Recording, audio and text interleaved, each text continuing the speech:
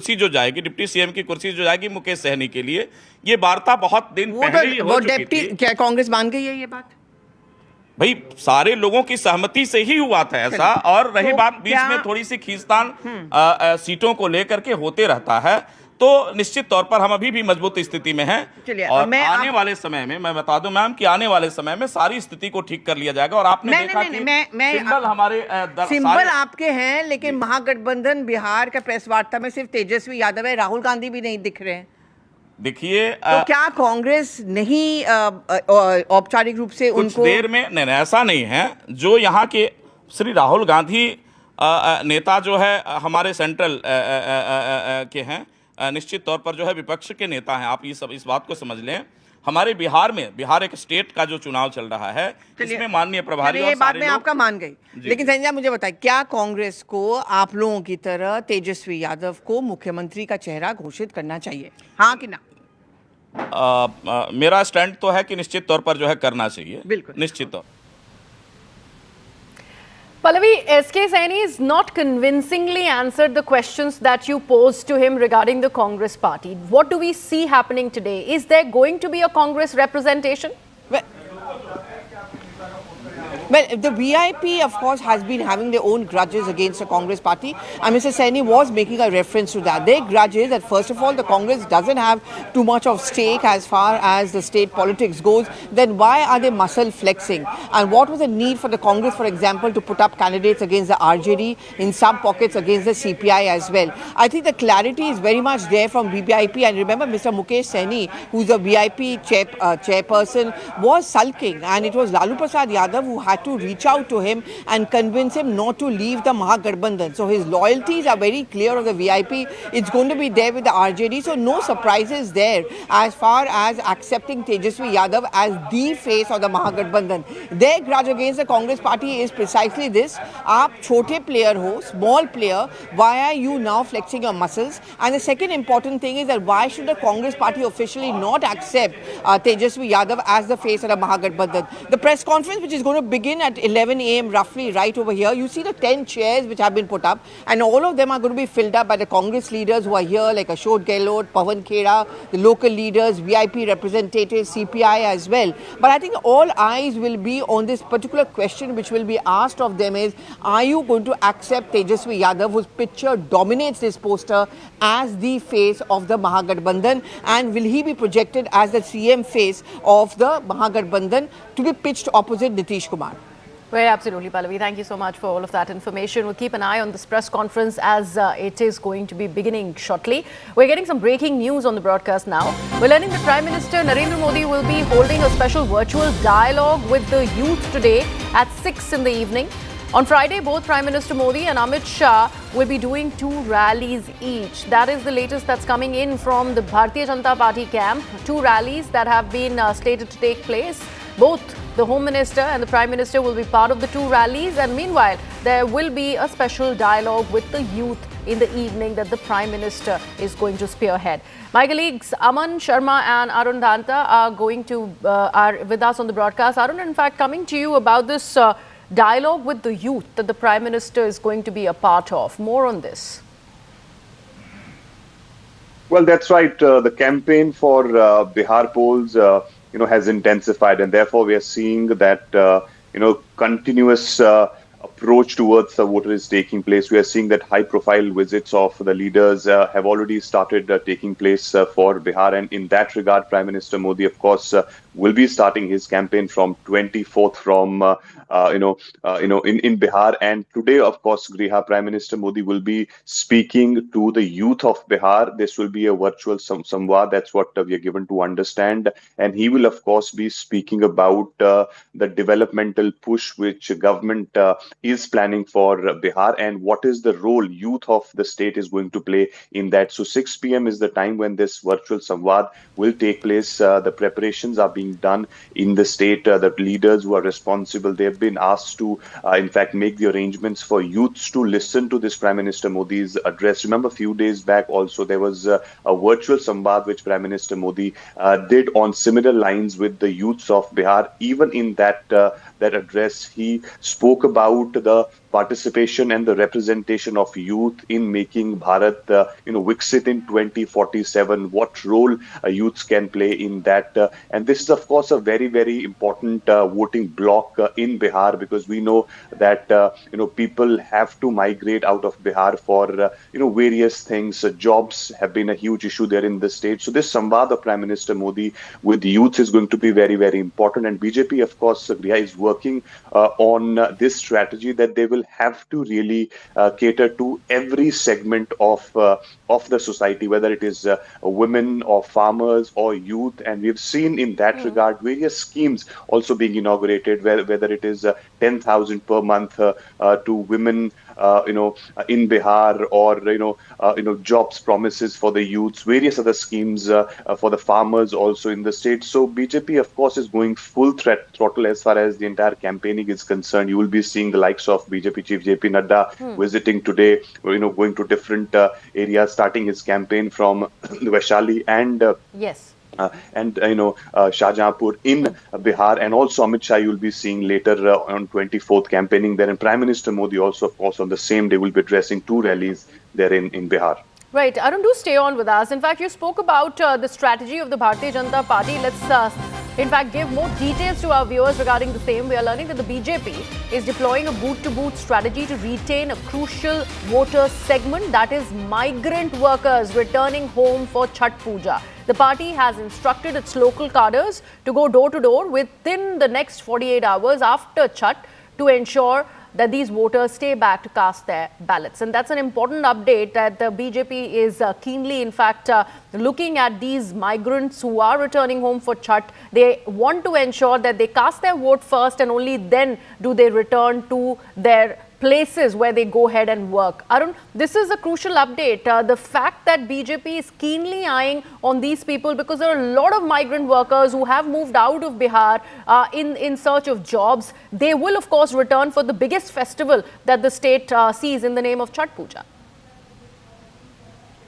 Well, that's right. As per government data, there are 48 lakh, migrants who are out of Bihar, and working, of course, in different sectors, in different states. And Chhath has been a very, very important and a significant, program or a celebratory event for them. And everybody, comes to home in this period. And that has been a huge block. And that is the reason why BJP has, deployed this ground strategy where their Panna Pramukh, their block Pramukh, district president, all of these leaders are going to play very, very important role. Now, the problem for them here is that Chhath is getting over on 28th or 29th. So next 48 hours are very crucial, because within those hours, those people who are back in the state will be, of course, going back to their works in different states. So how to ensure that these people are staying back, not only those, of course, who are the voters of BJP, but also largely what BJP is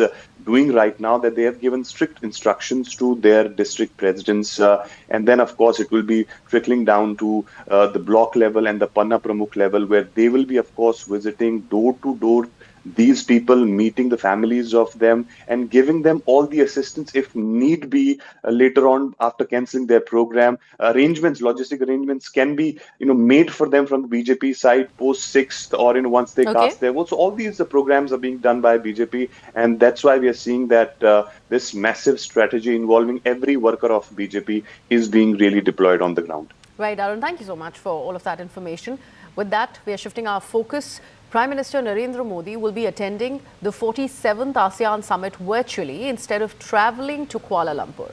Malaysian Prime Ministers confirmed receiving a call from the Prime Minister Narendra Modi, where they discussed strengthening the Malaysia-India bilateral relationship and the upcoming ASEAN Summit. Prime Minister Modi informed that he would participate online due to ongoing Diwali celebrations in India. The Malaysian PM expressed understanding and conveyed his greetings to Prime Minister Modi and the Indian people. It is expected that India's External Affairs Minister, Dr. S. Jaishankar, will be representing India at the ASEAN Summit, set to take place from the 26th to 28th of October.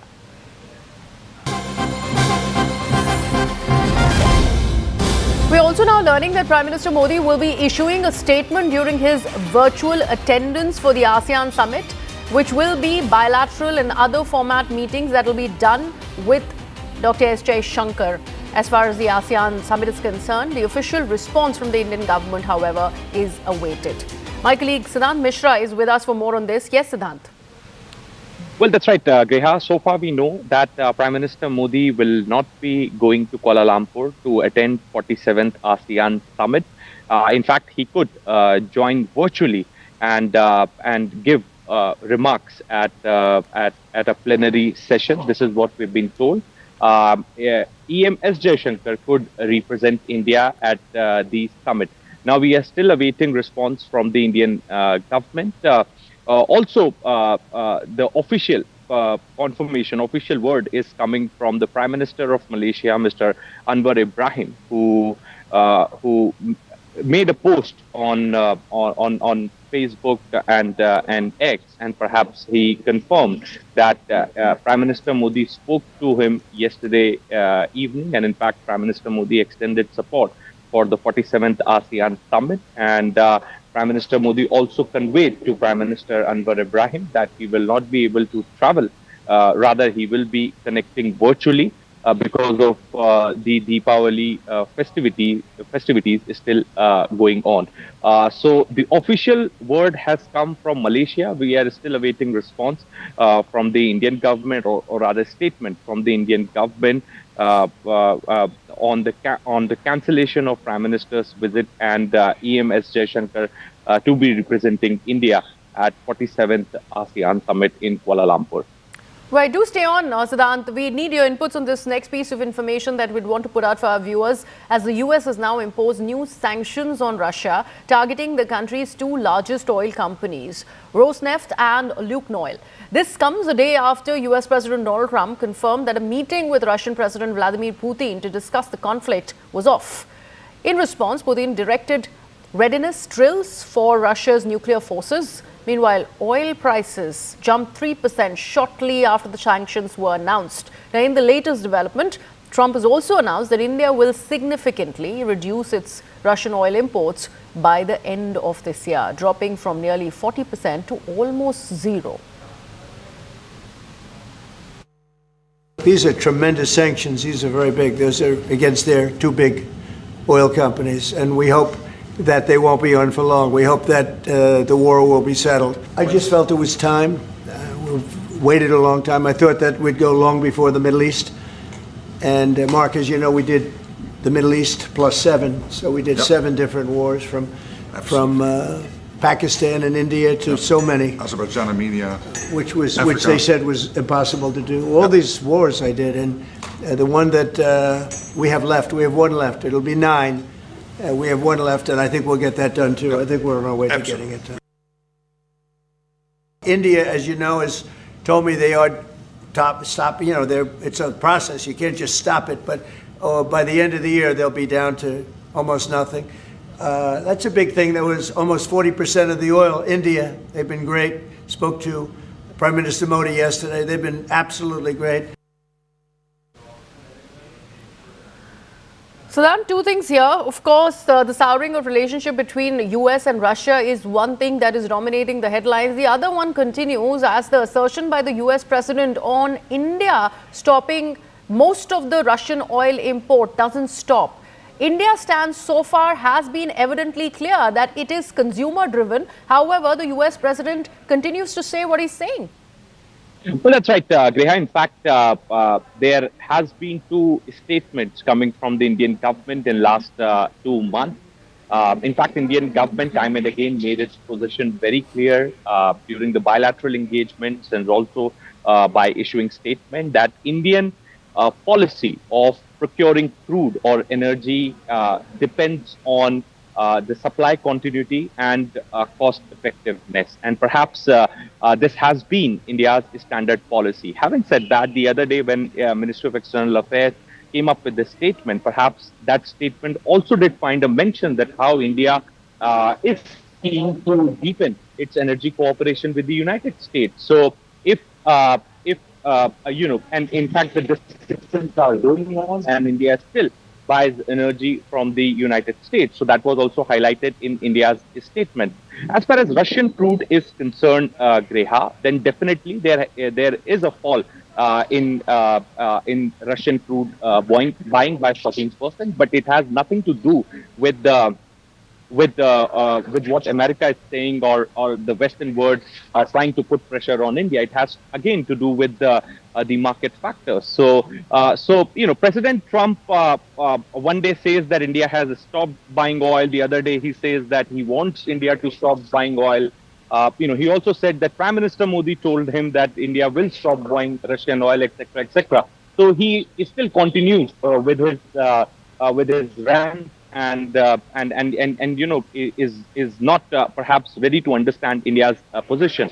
But India has made its position very clear. As I said, there has been two statements from Ministry of External Affairs explaining India's policy of procuring crude, procuring energy, and also India has made this also very clear that the interest of the Indian consumer is paramount important for the Indian government.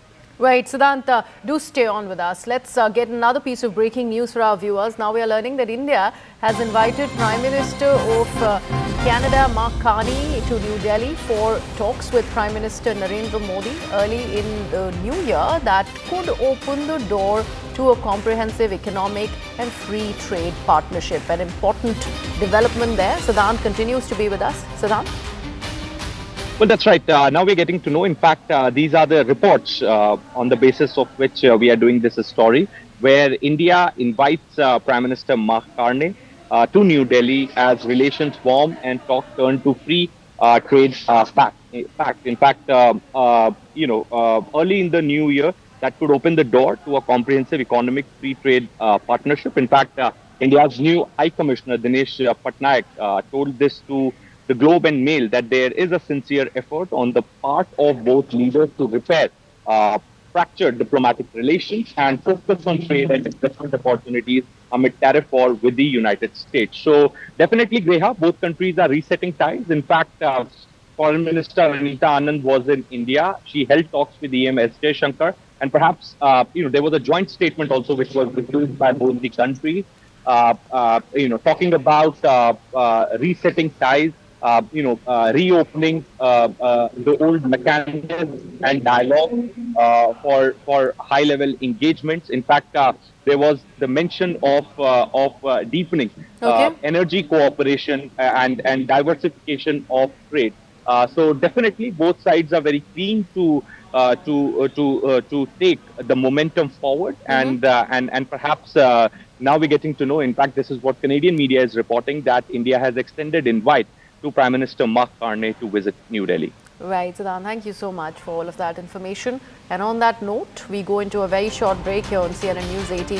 More news and updates continue on the broadcast. Stay tuned.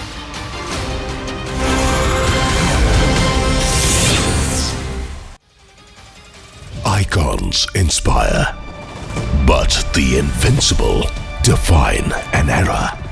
Witness the unveiling of India's invincible icons on a stage that crowns greatness.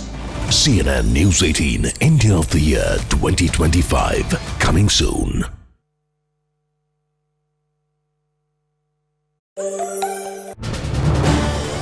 This is News 18 Network.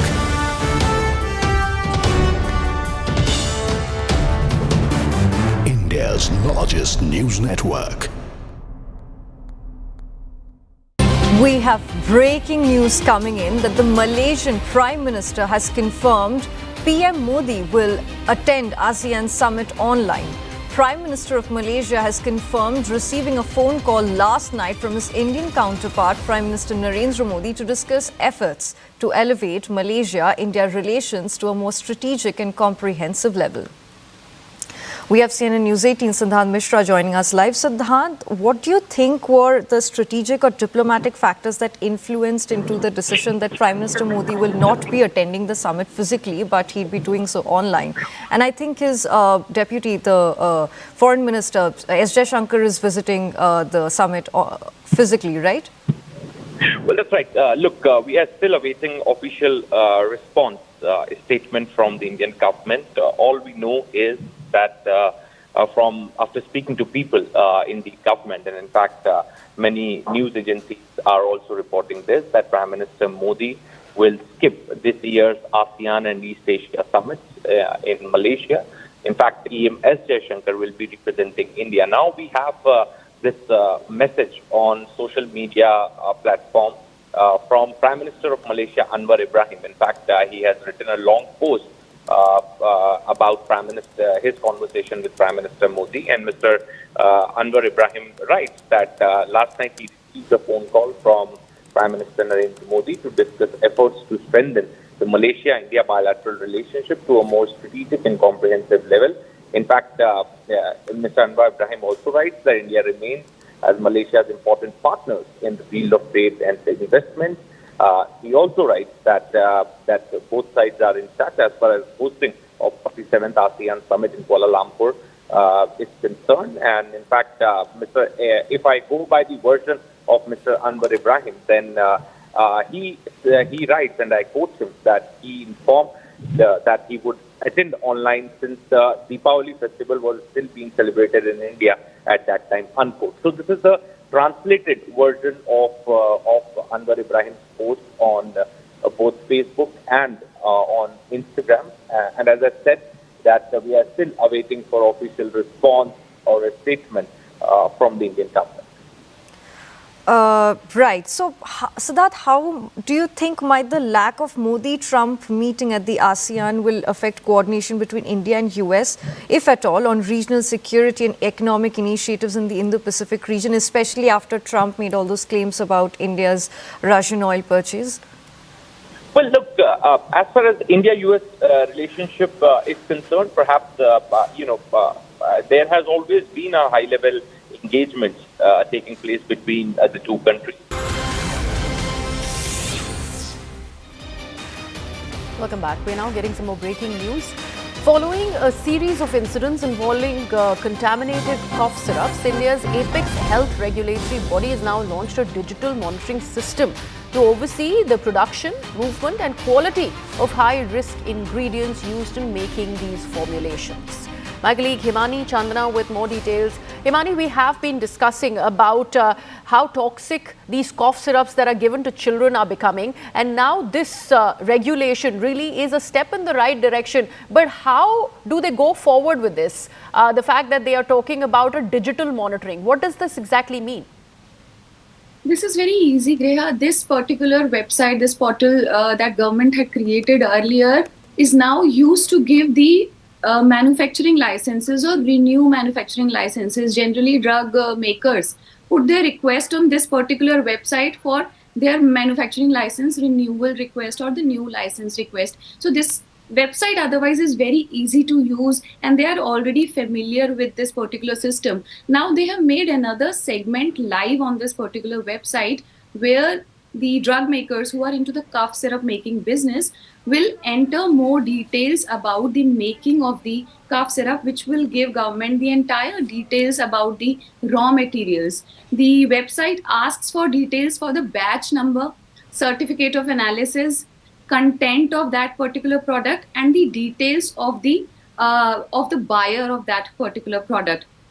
So by this way, government will be able to trace the entire supply chain as well as where now the product is going. And the government in the letter that we have reported today morning says that no batch will be released unless the entire detail of that particular batch is uploaded on this particular website. In fact, the central drug regulator has asked the state and union territory drug regulators to help these drug manufacturers in case they are facing any trouble to upload the details as well, and to sensitize these manufacturers as well to upload these details. So I'm sure that now, government has also come up with a list of 10 ingredients which are high risk ingredients, and they need to upload the details if any one of them is part of their drug making process. Right, Himani. Thank you so much for all of that information. With that, we're shifting our focus. A political tremor in Karnataka is beginning as Chief Minister Siddaramaya's son, Yatindra Siddaramaya, has made waves by declaring that his father is in the final phase of his political career. Speaking at an event in Belagavi, the Congress MLC said that it's time for a new leader to step up, and he also named the Public Works Minister Satish Jarkioli as the man to carry forward Siddaramaia's legacy. Jarkioli, a known loyalist of the Chief Minister of Karnataka and a vocal critic of the Deputy Chief Minister DK Shivakumar, is now being seen as a rising contender for the top post. Yatindra praised Jarkioli's commitment to progressive values and social justice, calling him a role model for the party's future. The comments have now reignited the speculation about a leadership shift within the Congress-led government in Karnataka. My statement was not about changing the Chief Minister. I only said after Siddaramaiah sir, because Siddaramaiah sir has told 2028 he will not contest elections. So after Siddaramaiah sir, someone who believes strongly in Congress ideology, which is social justice, which is secular ideology. So someone who believes in these ideologies, they should be able to lead the Congress party. That's all I have said. ಅವರತ್ರನೇ ಕೇಳಿ ಅವ್ರು ಏನು ಹೇಳಿದ್ದಾರೆ ನೀವು ಅವ್ರು ಕೇಳಬೇಕು ನನಗೆ ಕೇಳಿದ್ರೆ sir ಈಗ ರಾಜ್ಯದಲ್ಲಿ ಮುಂದಿನ ಸಿಎಂ ಅಂತ ಚರ್ಚೆ ನಡೀತಾ ಇದೆ ಅದು ಏನು ಸರ್ ನನಗೇನು ಅವಶ್ಯಕತೆ ಯಾರು ಚರ್ಚೆ ನನ್ನ ಬಗ್ಗೆ ಚರ್ಚೆ ಮಾಡೋಂಥ ಅವಶ್ಯಕತೆ ಇಲ್ಲ ನಾನು ಸಿದ್ದರಾಮಯ್ಯನವ್ರು ಏನು ಹೇಳಿದ್ದೀವಿ ಪಾರ್ಟಿ ಏನು ಹೇಳ್ತದೆ ನಾವು ಒಟ್ಟಿಗೆ ಸೇರಿ ಕೆಲಸ ಮಾಡ್ಕೊಂಡು ಹೋಗ್ತೀವಿ ಅಂತ ಆ ಕೆಲಸಕ್ಕೆ ನಾನು ಬದ್ಧನಾಗಿ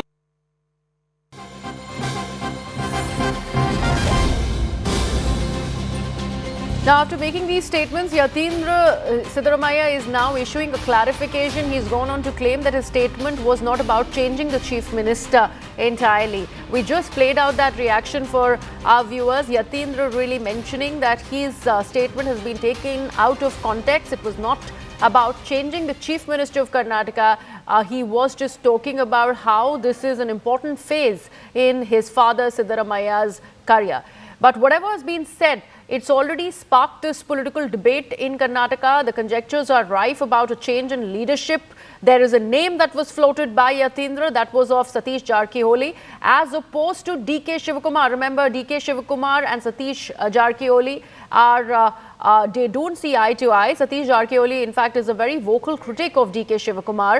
And when it is about a leadership change, it was not DK Shivakumar that was considered. As per the Sun's statement, it is Satish Jarkioli instead. My colleague Satish Upadhyay is with us. I beg your pardon, my colleague Harish is with us on the broadcast. Harish, what really does one make of this statement by Yatindra? Well, although there is a clarification that's come in from Yatindra Siddaramaiah saying that when he said that Satish Jarkioli would take over the mantle from Siddaramaiah, ideologically and as well as somebody who stands for progressive values, he meant it is post-2028. Remember, Siddaramaiah has already declared that this is going to be his last election. But 2 points to note here, Gruha. One, what he has essentially done is that he now said that, indirectly said that DK Shivakumar is not the obvious choice whenever Siddaramaiah decides to step down. There are others, and there are others who are perhaps ideologically more loyal and closer to the Congress ideology, because this is coming at a time when over the last few weeks we've seen, in fact, a month ago, we had seen DK Shivakumar singing the RSS anthem across the House and the Congress High Command getting slightly miffed over it. So he's making 2 significant points. One, he's saying there is somebody who's also equally capable and is a contender. Second, he's also talking about ideology. And in a way, saying that here is a man who can take forward Siddaramaiah's legacy, and indirectly hinting that he's somebody who will cater to the Ahinda needs. Remember, that's the larger umbrella caste coalition that Siddaramaiah has managed to weave together in Karnataka, and saying that here is a man who appeals to Dalits, backward classes and SCSCs and Christians. So saying that he has a wider acceptance in the state. That's the argument that perhaps now Siddaramaiah's camp is trying to build. Right, Harish, thank you so much for all of that information. We'll keep an eye on this big story that we track out of Karnataka. This will turn out to be another political shocker, but let's see what does one make of this. What is the response that will come about from either DK Shivakumar or Siddaramaiah himself? Moving on now, in a shocking incident, senior TDP leader Tatik Narayan Rao has been arrested in Andhra Pradesh's Kakinada district for allegedly attempting to sexually assault a 13-year-old schoolgirl.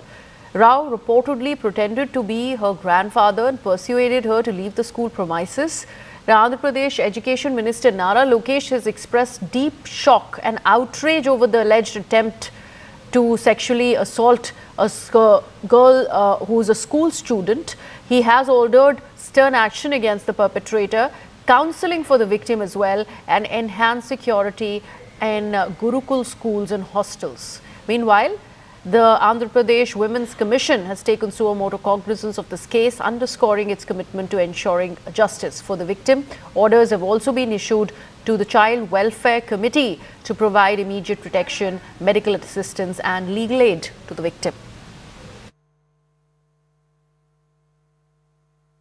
Kakinada జిల్లా అండి. కాకినాడ జిల్లా తుని పట్టణంలో స్కూల్లో చదువుతున్నటువంటి ఒక 13 సంవత్సరాల అమ్మాయిని school నుంచి ఒక వ్యక్తి సుమారు 62 సంవత్సరాల వ్యక్తి మాయమాట చెప్పి స్కూల్లో కూడా గ్రాండ్ ఫాదర్ని నమ్మించి ఆ అమ్మాయిని తీసుకెళ్ళి ఆ అమ్మాయిని తుని అవుట్స్కట్స్లో తీసుకెళ్ళి లైంగికంగా ఎక్స్పోజ్ చేసినట్టుగా మా దృష్టికి వచ్చింది. వచ్చిన వెంటనే అమ్మాయిని ఎగ్జామ్ చేసి అలాగే అమ్మాయి తల్లిని వారిని రప్పించి కేసు నమోదు చేయడం జరిగిందండి పోక్సో చట్టం కింద. We strongly condemn the attempted rape of a minor girl of Tuni Gurukulam school. In this incident, the shameless parties, so-called Telugu Desam coalition government trying to protect the accused.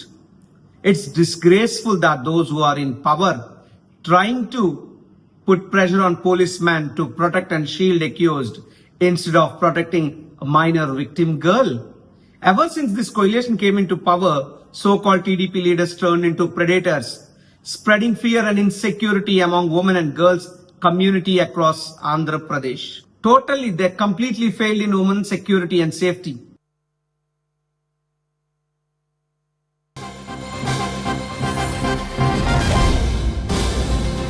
And more shocking developments coming to fore. We are learning now that Tatika Narayan Rao, the accused who attempted the sexual assault on a minor girl in Kakinada, has allegedly died by suicide.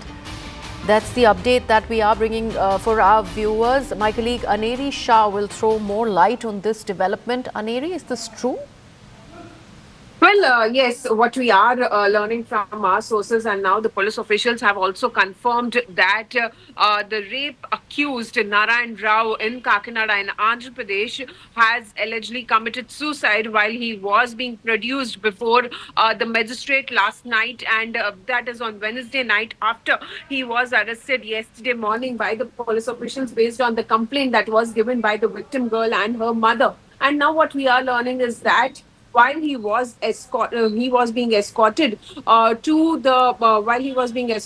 the magistrate, he allegedly asked the police officials to stop the vehicle to use the washroom, and the police officials had stopped the washroom near a lake area, and he allegedly jumped into that lake. And now, after the efforts being put in by the officials to retrieve his body, police officials have retrieved the body of Narayan Rao, accused in the rape of a minor girl in Kakinada, in Tuni town in Kakinada, where he allegedly jumped into the lake and committed suicide. And this whole process was when he was being escorted to the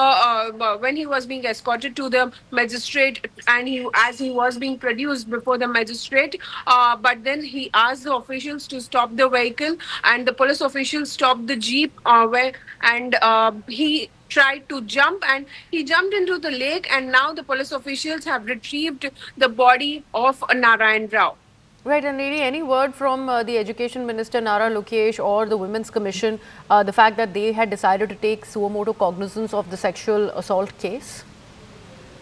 Well, we also saw that how Nara Lokesh had also taken to social media saying that such accused shouldn't be left, the strict punishment should be given. And that is the reason why we had seen that how the police officials also further went ahead and arrested the accused. Well, it is said that he has some links with the TDP party. He is said to be a senior TDP leader. But YSRCP also now questions the lawlessness and the law and order in the state of Andhra Pradesh with such incidents that have been taking place in the state. And now such a horrifying incident that had taken place where a 13-year-old girl was sexually abused by Narayan Rao, and he has now allegedly committed suicide by jumping into a lake. Right. Aneri Shah, thank you so much for joining us with all the latest on this story that we track out of Andhra Pradesh. We're now getting some breaking news on the broadcast. Remember, we've been talking about the tender that was floated by the Lokpal of India for procuring 7 high-end luxury vehicles. Now, we're learning that the Lokpal, if at all goes through with this proposal, could end up spending more than 10% of its annual budget on the purchase of these 7 BMW cars at nearly 5 crore rupees. Now, the total budget of the Lokpal for 2025-26 is 44.32 crores as per the documents. So remember, Lokpal of India floating this tender, talking about procuring not 1 or 2 but 7 luxury BMW vehicles, high-end cars with a larger wheelbase.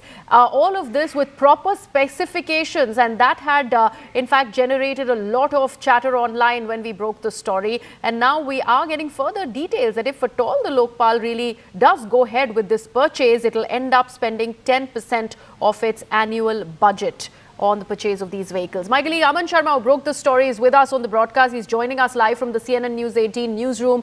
Aman, what explains this indulgence? We'd want to understand. 10% of the total annual budget, that is how much this will cost if at all the Lokpal goes ahead with this purchase. Well, as Grehan, total radio silence from the Lokpal for the first 3 days. Even the story has been taken up by all channels and has become a trending story on social media. But Lokpal has still not reacted. We dug into the annual budget documents of the Lokpal, and for this financial year, the annual budget of the Lokpal is around rupees 44.32 crores. So if this purchase actually goes ahead, which is almost rupees 5 crores, Lokpal would be spending over 10% of its budget on these 7 BMWs if the purchase goes ahead for this financial year. Interestingly, the Lokpal has never allocated any money for motor vehicles ever since it came into inception. In 2023-24, the budget documents that I have analyzed, only rupees 12 lakh were allotted for motor vehicle purchase. That also Lokpal did not spend any money in that year, but now suddenly it is deciding to spend rupees 5 crores in one go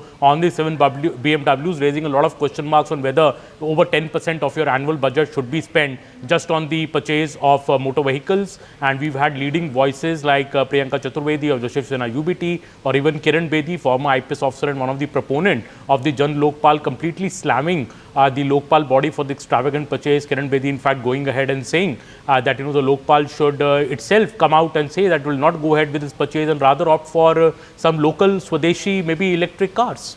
Right, Aman, thank you so much for that. In fact, Aman had also spoken to former IPS officer Kiran Bedi over this issue. Listen in to what she had to say about it. This story that we broke on CNN News 18 2 days back about the Lokpal going in for the purchases of 7 BMW cars, the tender being issued. You've been a close part of the entire Lokpal movement. What would be your first impression of such a proposal and such a decision? My first impression is that it is a truly avoidable decision. Keeping in view the budget, the financial situations around, I think it was an avoidable situation. I don't think it has done us good, because Lokpal was born out of a spirit for integrity, for honesty, for diligence, etc. It wasn't created for extravagance. So what appears to be extravagant, I think, could have been avoided, to my mind. And ma'am, you were a part of the entire movement in 2013 as well. As you were saying, the ideals of the Lokpal, the anti-corruption ombudsman were completely, to catch the mighty, to catch the, the corrupt, in high places. Do you think the Lokpal has also served that purpose, or maybe it has fallen short of the same? What is your impression? Well, I have not researched it. I have not analyzed it. We have no access to that performance. But from whatever has appeared in the newspapers, I think it hasn't delivered. Also, Ms. Bedi, the government and the Prime Minister himself has been stressing a lot on Swadeshi, in the last 1 month, 2 months. In that context also, this purchase seems very improper. You're going for a foreign-made car, that also such an expensive car. Don't you think the Lokpal maybe should take a cue from what the government has also been saying? All the more reason when the leader of this country, the Prime Minister of India, is saying, "सब कुछ स्वदेशी," तो यहाँ पर क्या स्वदेशी गाड़ियाँ नहीं है, अच्छी गाड़ियाँ नहीं, कंफर्टेबल गाड़ियाँ नहीं है स्वदेशी?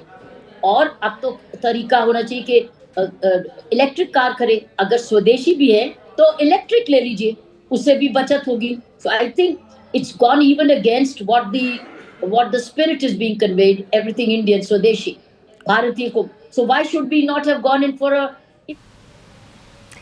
Now, we are now going to be playing out an exclusive conversation with the former Union Minister and actor Smriti Irani on her new co-star, Microsoft founder Bill Gates, on the sets of Kyunki Saas Bhi Kabhi Bahu Thi. Bill Gates is going to be a part of a few episodes of Kyunki Saas Bhi Kabhi Bahu Thi. Listen into this conversation as I say goodbye. News of the moment is that Bill Gates is going to be a part of your show. What can you tell us about it? I'll only say this, that when we did a season 2, we had made a promise that the network, the production house and people like me are coming together so that in a very traditional storytelling setup, we can raise relevant issues. I'm extremely proud that in the past 3 months, we have taken up issues such as body shaming, aging, harassment at workplace, issues of false cases with regards to dowry, and now a very pertinent message on maternal and child health is being taken up, and we have a global voice that is lending support to it, namely Bill Gates. Yeah. So tell me, what was his first reaction when you had reached out to him?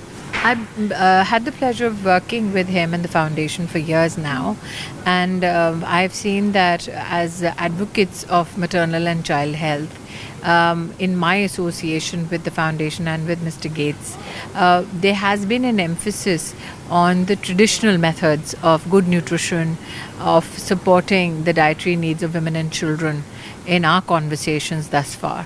And that is why for me it was pertinent that in a setup, in a story like Kyunki Saas Bhi Kabhi Bahu Thi, which is a very popular medium of communication, we take those excerpts and embed it into our storyline.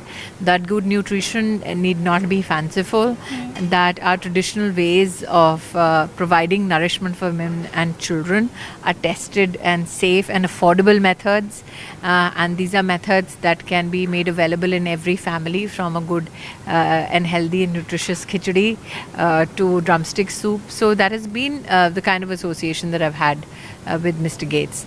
So to see that translate in a soap opera in itself is a bit magical. Yes, it's I think the first of its kind. Yes, in terms of media, it is a historic first. Mr. Gates has not appeared on any media platform in a fictional setup. Great.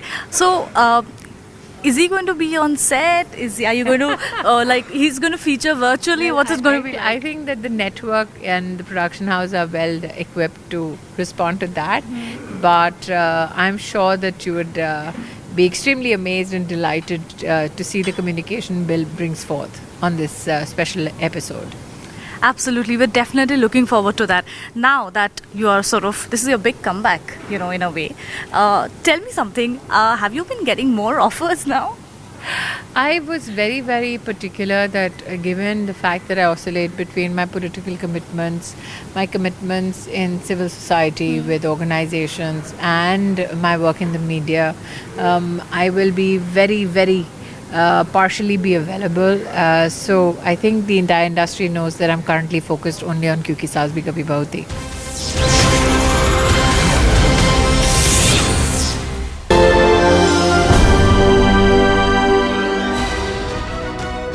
be an invincible icon, you need 3 or 4 things. I think 1 is commitment, 2 is impact, 3 is courage.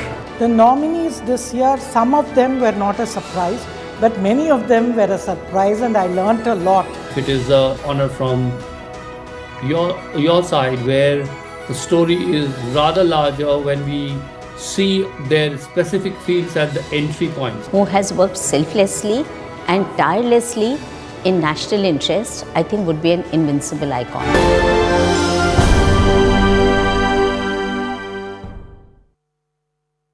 Co-powered by. This is News 18 Network.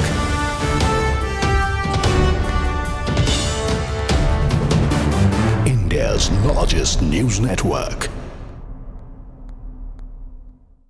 We have breaking news coming in that the Malaysian Prime Minister has confirmed PM Modi will attend ASEAN Summit online.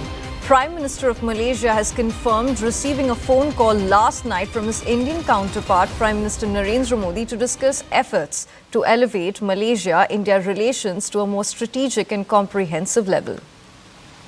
We have CNN News 18 Siddhant Mishra joining us live. Siddhant, what do you think were the strategic or diplomatic factors that influenced into the decision that Prime Minister Modi will not be attending the summit physically, but he'll be doing so online?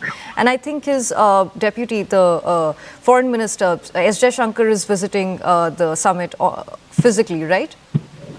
Well, that's right. Look, we are still awaiting official response, a statement from the Indian government. All we know is that from after speaking to people in the government, and in fact many news agencies are also reporting this, that Prime Minister Modi will skip this year's ASEAN and East Asia summits in Malaysia.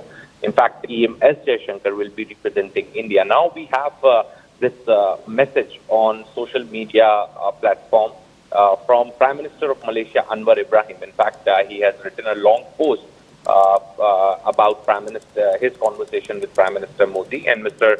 Anwar Ibrahim writes that last night he received a phone call from Prime Minister Narendra Modi to discuss efforts to strengthen the Malaysia-India bilateral relationship to a more strategic and comprehensive level. In fact, Mr. Anwar Ibrahim also writes that India remains as Malaysia's important partners in the field of trade and investment.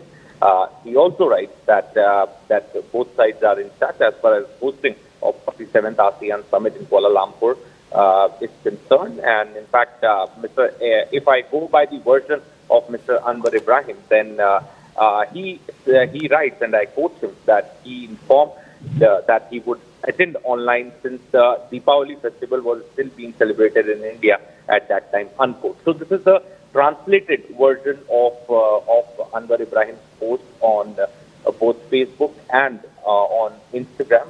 And as I said, that we are still awaiting for official response or a statement from the Indian government. Right. So, Siddharth, how do you think might the lack of Modi-Trump meeting at the ASEAN will affect coordination between India and US, if at all, on regional security and economic initiatives in the Indo-Pacific region, especially after Trump made all those claims about India's Russian oil purchase? Well, look, as far as India-US relationship is concerned, perhaps, there has always been a high-level engagement taking place between the two countries. Definitely, the relationship is going through a rough patch. There are a lot of point of contention, which includes the Russian oil purchase, which includes additional 25% tariff, etc., etc. But the talks are still going on. In fact, Prime Minister Modi also hinted the other day that there has been a good progress in talks. In fact, President Trump also said that he will be going to sign a deal with India. So both sides are positive, optimistic. But yes, Malaysia had been the last window for the two leaders to meet this year, because after this, there is no opportunity for the two leaders to meet at a multilateral forum. And this was the last window. So there was a lot of chatter, buzz that a meeting could likely be taking place in Kuala Lumpur, since Prime Minister Modi is a regular attendee of the ASEAN and East Asia Summit. In fact, it's only once before this that Prime Minister had not attended the ASEAN summit. That was in 2022 because provincial elections were going on at that point in time. And this will be the second time when Prime Minister will not be attending the ASEAN summit. So as I said, that there was a lot of buzz, chatter, and about this meeting to be taking place in Kuala Lumpur. But since now Anwar Ibrahim, the Prime Minister of Malaysia, has made it official that Prime Minister Modi will be attending the summit virtually. He will be, giving remarks virtually, perhaps. But the invincible define an era. Witness the unveiling of India's invincible icons on a stage that crowns greatness. CNN News 18 India of the Year 2025 coming soon.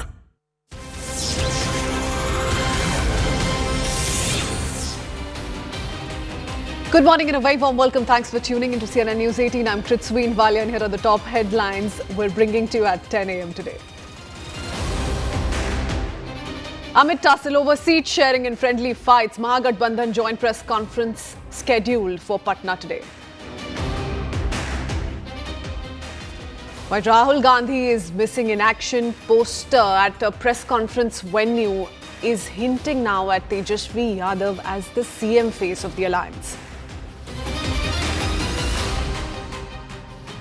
Prime Minister Narendra Modi to attend the ASEAN summit virtually. External Affairs Minister S. Jaishankar may represent India in Malaysia. And US sanctions 2 Russian oil companies after Moscow holds nuclear drills. Donald Trump repeats claim India will cut Russian oil imports. Despite gag order, Congress leaders speak out of turn. Now, Chief Minister's son says Siddaramaia's career at fag-end projects Jharki Olia's hair. After Manjinder Singh Sirsa alleges Parali burning ploy on Diwali, Aam Aadmi Party slams BJP, says apologize to the Sikhs of Punjab. 4 most wanted gangsters from Sigma gang killed in Delhi encounter.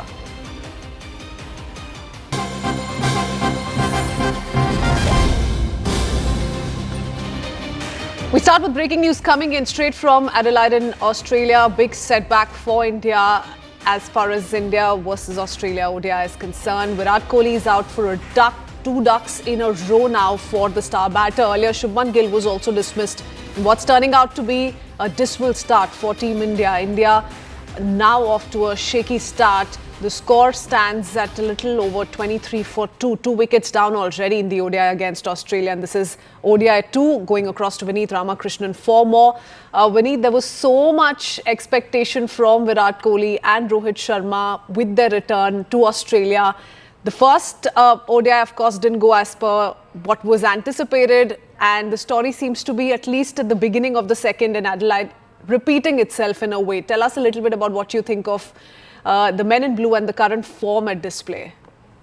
Well, it has not been a good start, as you mentioned, the second ODI, but the big story is, of course, Virat Kohli going for a duck, 4-ball duck this time around to Xavier Bartlett. Remember, he was out for a duck in the previous game as well. And this marks the very first instance in his 304 long ODI career that he has been dismissed on duck in back-to-back innings. So that's a big blow for Team India. As you said, it has been a shaky start. Rohit Sharma is struggling, but he's still out there in the middle on 20s of 44 deliveries. But again, the big story is, of course, Virat Kohli. And there was a lot of anticipation, as you mentioned, with Virat and Rohit coming back. But there was also a bit of skepticism in a way that after not playing international cricket for such a long time, the last they played was the Champions Trophy, and for them to come back, so the anticipation was more here to see how Virat Kohli and Rohit Sharma would perform. And of course, the entire rumours going around whether this would be the end of their careers, this could be their last ODI series, and all of those things were being talked about. So the pressure was definitely on these two, and the expectation of fans were also on these two players. But Virat Kohli, again, as I mentioned, for the first time in his ODI career, going for a duck in back-to-back innings. It's not a good reading for Team India. There's of course one more ODI left, and this is happening in Adelaide. So Kohli is known to score big runs in Adelaide, averages over 61 in ODIs. And while he was backing off, very interestingly, he also responded back to the crowds as well with a wave, kind of sign saying that he might be done, or it could be a case where this could be the last time he might be playing in Adelaide in the ODI or in any format for that matter. But then again, from a fan's expectation point of view, it's been a shaky start. Virat Kohli back-to-back ducks is not something that you would envisage, and even from Rohit Sharma's point of view, he's looked very much in a struggling bit of form in the second ODI as well, even though he's still batting. There are others like KL Rahul, for instance, looking in good touch, getting good support. Others on whom hope is still pinned, but certainly a big disappointment for Virat Kohli's fans. Thank you so much, Vineet, for joining us with all those details. We'll keep tracking that and much more. But for now, shifting our focus a little bit to the world of politics. It's the final day for withdrawal of nominations in Bihar, and all eyes are on the Mahagathbandhan press briefing set to answer one key question. Will the Congress officially back Tejashwi Yadav as the chief ministerial face of the alliance? At the Mahagathbandhan press conference venue, the absence of Congress leaders from campaign posters is notable. Posters featuring only Tejashwi Yadav with no mention of Rahul Gandhi or the Congress have sparked questions about the party's role in the alliance at large. This move has drawn criticism from the BJP, which has mocked the opposition's unity. BJP even taunted the alliance, calling it, and I quote the BJP here, Congress ka samman chori. They're pointing to the lack of Congress representation in the campaign visuals, especially in these posters that we've also highlighted for you in the middle of our screens. But reactions coming in from across party lines, everyone part of Mahagathbandhan, throwing in a little bit of hint every now and then. Let's listen in. मैं poster देख रही हूँ, ठीक हमारे पीछे है, ये कह तो रहा है कि महागठबंधन की प्रेस वार्ता है, लेकिन तस्वीर सिर्फ तेजस्वी यादव की है। देखिए, एक्चुअली मैम मैं बता दूं आपको कि तेजस्वी यादव हमारे गठबंधन के मुख्य नेता हैं, और हम बिहार के स्टेट में जब चुनाव चल रहा है तो निश्चित तौर पर माननीय नेता के रूप में सारे पार्टियों का जो गठबंधन रहा है उसमें अभी हम मजबूत स्थिति में हैं, और विपक्षी या अन्यत्र जो एनडीए के लोग हैं वो तो इल्जामात लगाएंगे निश्चित तौर पर। क्या ये मुख्यमंत्री का चेहरा इनको घोषित किया जाएगा? देखिए, मुख्यमंत्री का चेहरा आपने देखा शुरू से हमारे माननीय नेता श्री मुकेश सहनी जी वीआईपी के जो संस्थापक हैं, हमने शुरू में जब गठबंधन बना तो हम सारे लोगों के सहमति से बना, और निश्चित तौर पर हम सारे लोगों ने मिलकर के जो है माननीय तेजस्वी यादव को महागठबंधन का नेता के रूप में जो है हमने जो है ये किया, और गठबंधन इस बात पे ही हुआ था। बीच में थोड़ी मोड़ी भाई 4-5 भाई है तो निश्चित तौर पर कहीं ना कहीं 4-5 भाई में कांग्रेस की बात करें, क्योंकि कांग्रेस पार्टी ने अभी तक औपचारिक रूप से ये नहीं कहा है कि मुख्यमंत्री का चेहरा, आप तो खुल के कह रहे हो ना मुख्यमंत्री का चेहरा यही होंगे। हमारी देखिए, हमने तो साफ शुरू से हमारी पार्टी का स्टैंड जो रहा निश्चित तौर पर जो है साफ रहा कि हम पूर्णतः जो है माननीय तेजस्वी यादव को विधायक दल का नेता अगर हमारी सरकार में पूर्णतः जो है यहाँ हमारी सीट आती है, निश्चित तौर पर हम बड़े पैमाने पर यहाँ आ रहे हैं, तो हमने विधायक दल का नेता के रूप में जो है माननीय तेजस्वी यादव को ही चुनने का ये शुरू से ही प्रोग्राम रहा है। कांग्रेस को नहीं करना चाहिए ऐसा ऐलान? देखिए, कांग्रेस को उनका अपना विचार है।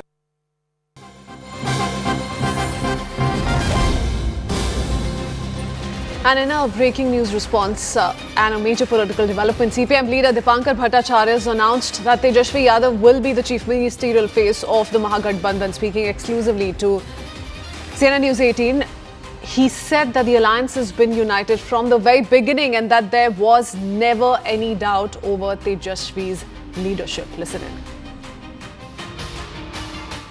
तेजस्वी क्या सीएम फेस के लिए सहमति बन गई? बिल्कुल, पहले से सहमति थी, बस औपचारिकता बची हुई थी। औपचारिकता बची हुई थी। हमने तो बार बार ही कहा कि भाई एक बात बहुत साफ है, यहाँ अगर तेजस्वी जी के नाम की औपचारिक घोषणा न भी हो, सबको पता है कि तेजस्वी यादव भी इंडिया गठबंधन के मुख्यमंत्री पद के लिए दावेदार हैं। क्यों देर हुई? इतनी देर क्यों हुई? इसका जिम्मेदार कौन था? दीपांकर जी? नहीं, इसमें कोई देर हुई नहीं। ये तो मान लीजिए एक तरह से पूरे टोटल सीटों के साथ एक संपूर्णता में ऐलान होगा, बस इसमें देर नहीं है। माले क्या डिप्टी सीएम की मांग करेगी अगर तेजस्वी सीएम फेस हैं तो? नहीं, हमने बार बार कह दिया है कि डिप्टी सीएम में हम लोग तो बिल्कुल नहीं हैं।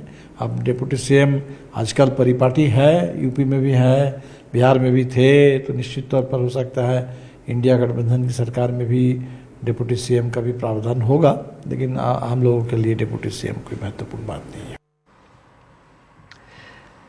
Going across to CNN News 18's Pallavi Ghosh, who joins us live from the venue where the press conference will take place. Pallavi, good morning. Pallavi, the Bharatiya Janata Party, of course, is asking that one thing, hurling that one taunt, joint press conference, but just one person's photo on that big poster, behind the chairs where the leaders are going to be seated. But isn't it also true, Pallavi, that for the longest time it was on expected lines that Tejasvi is going to be the leader of this alliance? Has that not sunk in the Congress campus yet? What's the behind the scenes here? See, like in the case of the NDA, the BJP has made it very clear, and whenever they go on stage, the BJP made it very clear, the Home Minister made it very clear that Nitish Kumar is the sitting Chief Minister and he is going to be the CM face and will be the Chief Minister in case the NDA comes to power. That is one clarity you're getting from the NDA. From the Mahagathbandhan, that clarity has not yet been made officially on stage. This press conference is going to begin in roughly an hour's time, and what we are being told, that a high possibility of Tejasvi Yadav actually now officially being projected as the CM face of the Mahagathbandhan is expected. A quick check of the posters which have already come up in these areas, Bihar Mange Tejasvi Sarkar hashtag, which very clearly shows that as far as the Mahagathbandhan goes, they are certainly projecting it as a coming up of the Tejasvi Sarkar. So the posters certainly have announced him as the CM face. The party, which is the Congress party, still has to do so. The Congress party has not yet been very official about it, but the other constituents, whether it's been the VIP, I did speak to Mr. Saini a short while back, the CPI, we just heard him a short while back, all of them have pretty much gone on record to say yes, as far as we are concerned, Tejasvi Yadav is the face of the Mahagathbandhan.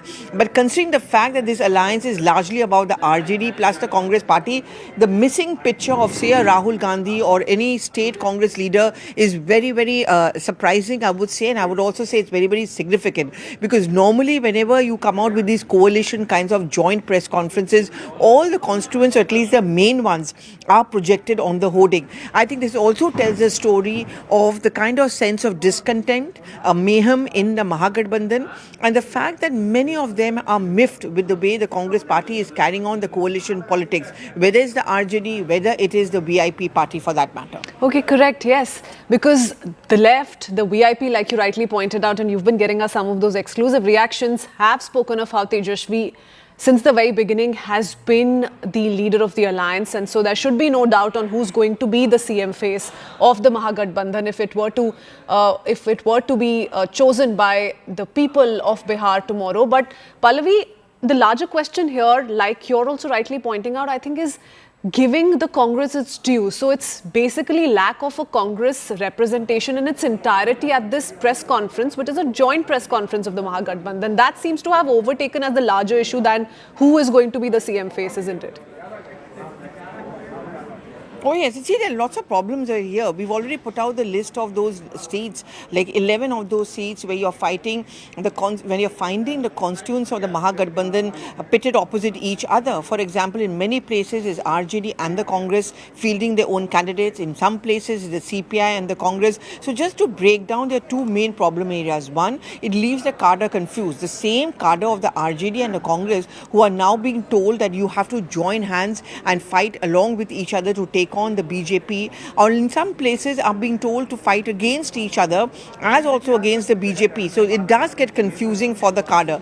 The second important thing is that yes, the Congress state unit would not be very happy with the idea of Tejasvi Yadav being declared, because they would still want to say that we want to protect and project our Astitva. How do you synchronize that? But when you are into a Gathbandhan, when you are into coalition politics, I guess the larger picture becomes more important. I mean, just to give examples of, say, Tamil Nadu, where DMK is in an alliance with the Congress party, there are no doubts about that. MK Stalin is and will remain the CM face of that alliance. Why is it that the Bihar story should be different is what VIP and the RJD are also asking.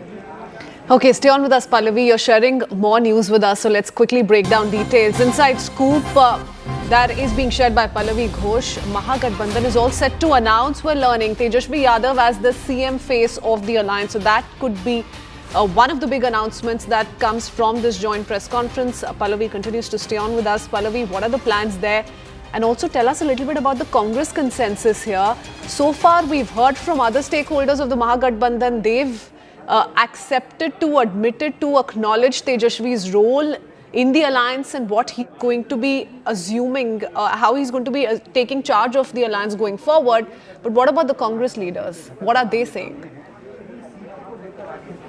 Well, I mean, see, Congress is caught in a bit of a bind. First of all, you know, the kind of information we keep getting is that the Congress feels that belatedly the kind of ticket distribution has really not as been up to the mark. There is a sense of anti-incumbency. After all, the NDA government has been in power. Nitish Kumar has been in power for a very, very long time. And, you know, the opposition, or at least the Congress, feels that this is a situation which can be milked. But the Congress feels that the Voter Adhikar Yatra has a traction on the ground. The Voter Adhikar Yatra could be the turnaround moment for the Congress party. So the Congress leaders do not want to give up the game completely.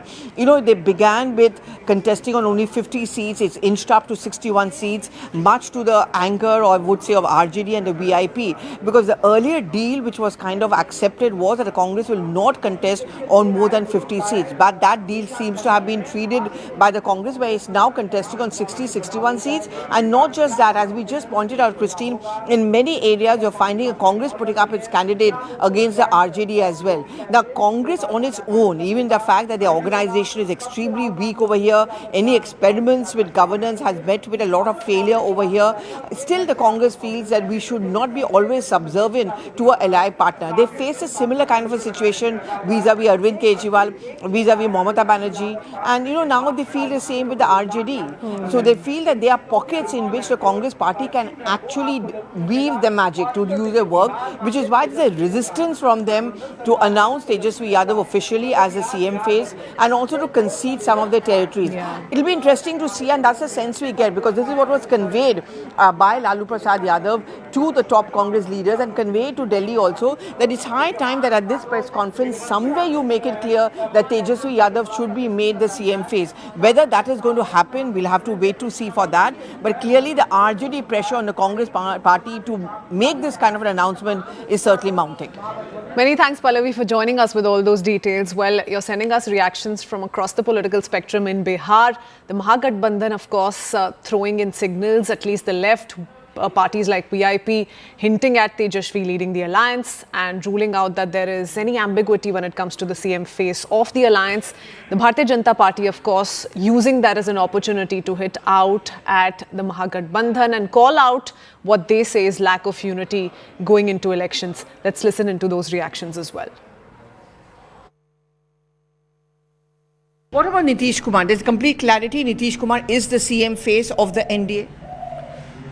Nitish Kumar ji was the CM of Bihar, is the CM of Bihar, and shall remain the CM of Bihar. And this is what Rajiv Pratap Rudy is saying, and this is true in Bihar. Okay, and let's talk about the Mahagathbandhan. Do you think Tejaswi Yadav should be projected as the CM face? Do you think that's going to work for them? And then do you see a battle of Nitish Kumar versus Tejaswi Yadav? This is their problem. And why should I answer whether he's... Bihar does not perceive him as a chief ministerial candidate. For Bihar, those who support RJD, they see Lalu Yadav as their leader. Tejaswi ji is not the leader. You're trying to promise jobs and money. This is possibly what the Congress is trying to say, that Tejaswi is not the leader. Tejashwi Yadav ji Delhi गए थे राहुल गांधी से मिलने, और राहुल गांधी ने जिस तरीके से इनके साथ व्यवहार किया था, कभी भी कांग्रेस और राजद की दोस्ती संभव ही नहीं, क्योंकि कांग्रेस कभी नहीं चाहती है कि राष्ट्रीय जनता दल कांग्रेस से आगे जाए, और इसलिए ये सिर्फ जनता को दिखाने के लिए है.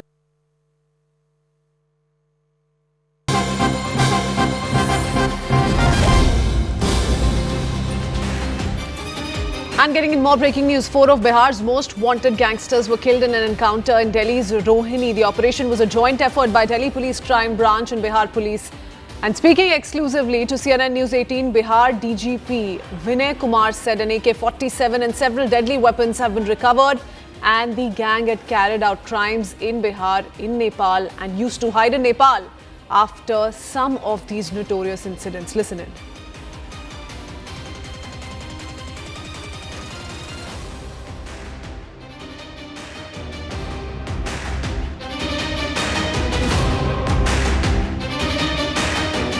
सर ये थोड़ा इनकाउंटर के बारे में जानकारी आपसे चाहते हैं सर। ये किस तरह के ये सर इनका क्रिमिनल बैकग्राउंड था, ये चारों जो गैंगस्टर मारे गए sir Delhi police crime branch और आपके ज्वाइंट ऑपरेशन में?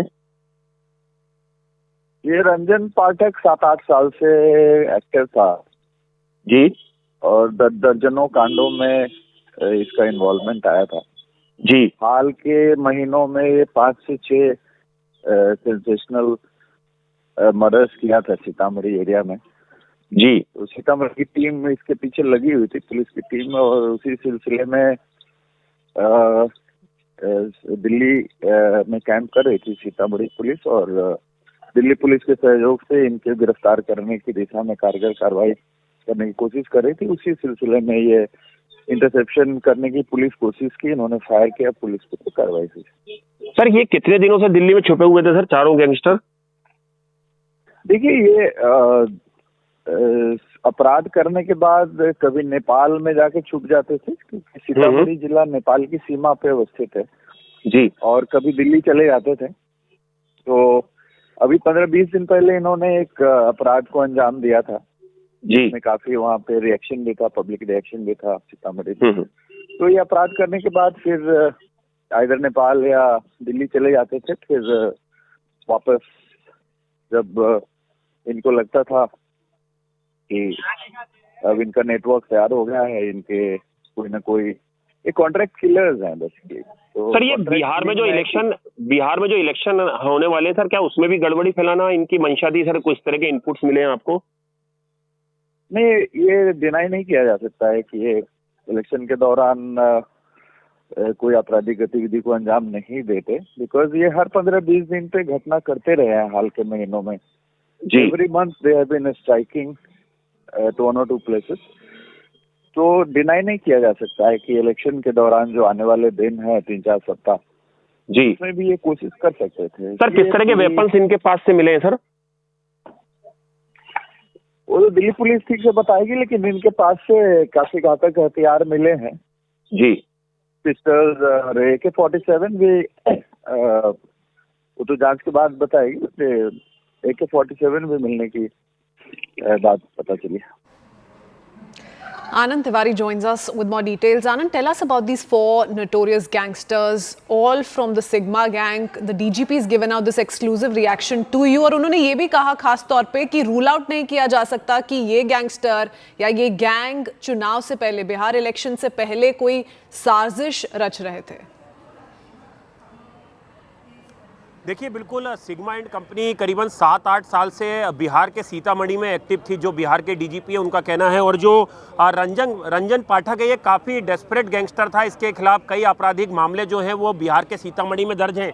ये रोहिणी का वही इनकाउंटर स्पॉट है जहाँ पर आप देख सकते हैं क्राइम ब्रांच के तमाम ऑफिसर्स इस वक्त मौजूद हैं। और ये DL नंबर की जो आप सफ़ेद रंग की गाड़ी देख रहे हैं, दरअसल ये चोरी की गाड़ी है, इसकी नंबर प्लेट भी फर्जी बताई जा रही है। इसी में जो रंजन पाठक और उसके जो बाकी 3 एसोसिएट्स थे वो इसके अंदर थे। पुलिस को लीड मिली थी बिहार पुलिस को कि ये दिल्ली में छुपे हुए हैं, क्योंकि लगातार ये आपराधिक वारदातों को अंजाम देने के बाद सीतामढ़ी से दिल्ली और नेपाल में जाके अपना बेस बनाते थे। और अभी कई दिनों से लगातार बिहार पुलिस इनको ट्रैप कर रही थी। और उसके बाद कल रात करीबन 2 से 2:30 बजे के बीच जब इन्हें न्यूट्रलाइज करने की कोशिश की, इन्हें दबोचने की कोशिश की, इन्हें रोकने की कोशिश की, उस दौरान इन्होंने पुलिस पार्टी के ऊपर काफ़ी सोफिस्टिकेटेड वेपन से फायर किया, जिसके बाद पुलिस ने जवाबी फायरिंग में इनको गोली मारी है। और जिसके बाद अस्पताल में जो चारों जो कुख्यात गैंगस्टर थे उन्होंने दम तोड़ दिया है। चारों का ताल्लुक सीतामढ़ी बिहार से है। एक जो गैंगस्टर है वो दिल्ली के करावल नगर का रहने वाला बताया जा रहा है। और बिहार के डीजीपी का कहना है कि कई घातक हथियार जो हैं इनके कब्जे से बरामद किए गए हैं। इनके कई एसोसिएट जो हैं अभी उनको लेकर भी लगातार जो बिहार पुलिस की रेड से वो जारी हैं। तो बिहार चुनाव से पहले एक बड़ी कामयाबी के तौर पर इन गैंगस्टरों का इनकाउंटर देखा जा रहा है, क्योंकि बिहार के डीजीपी का कहना था कि बिहार में चुनावों में ये गैंग काफ़ी बड़ी गड़बड़ी फैलाने की मंशा रखता था। और हाल ही में इन्होंने सीतामढ़ी में कई आपराधिक वारदातों को अंजाम दिया, जिसमें जो गैंग का सरगना था उसने बाकायदा एक बड़े शूट आउट को अंजाम देने के बाद अपना प्रोफाइल भी जो है वो मीडिया को शेयर किया था सुर्खियां बटोरने के लिए। Anand, thank you so much for joining us with all those details. We'll keep coming back to you for more. For now, shifting our focus to more breaking news coming in around the 47th ASEAN Summit. The Prime Minister has taken to social media platform X to talk about how he's going to be attending the ASEAN Summit virtually. He says, and I caught him here, had a warm conversation with my dear friend Prime Minister Anwar Ibrahim of Malaysia, congratulated him on Malaysia's ASEAN chairmanship and conveyed best wishes for the success of upcoming summits. Look forward to joining ASEAN-India Summit virtually and to further deepening of the ASEAN-India Comprehensive Strategic Partnership. Aman Sharma joins us with more details. Aman, there was a lot of anticipation around a possible meeting between Prime Minister Narendra Modi and US President Donald Trump at ASEAN Summit. The Prime Minister is now going to be virtually attending the summit. What does that mean? Could any possible interaction take place still, given that External Affairs Minister S. Jaishankar may personally attend the summit?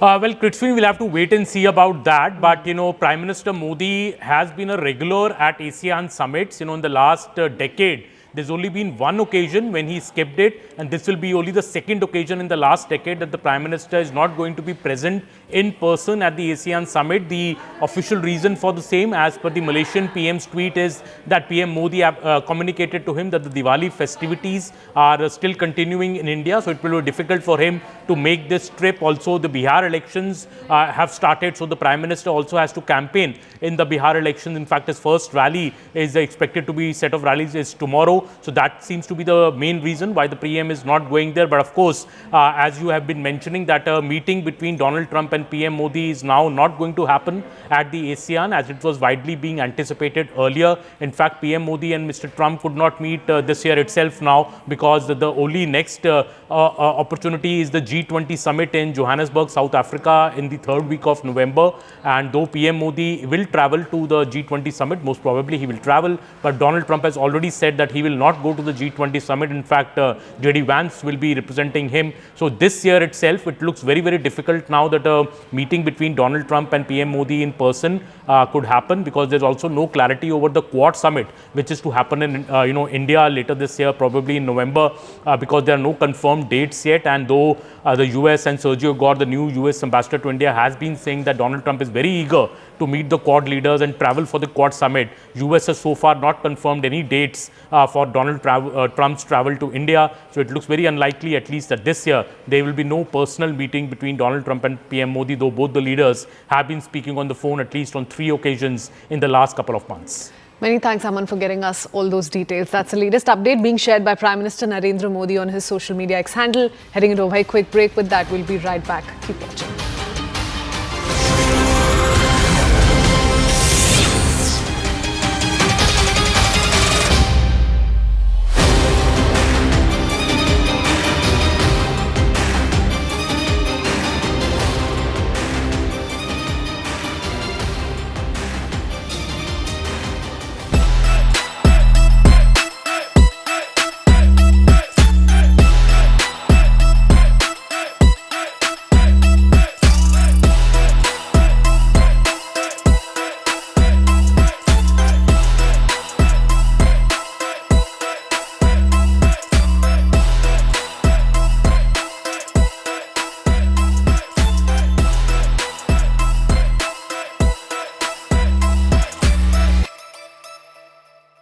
Co-powered by. This is News 18 Network.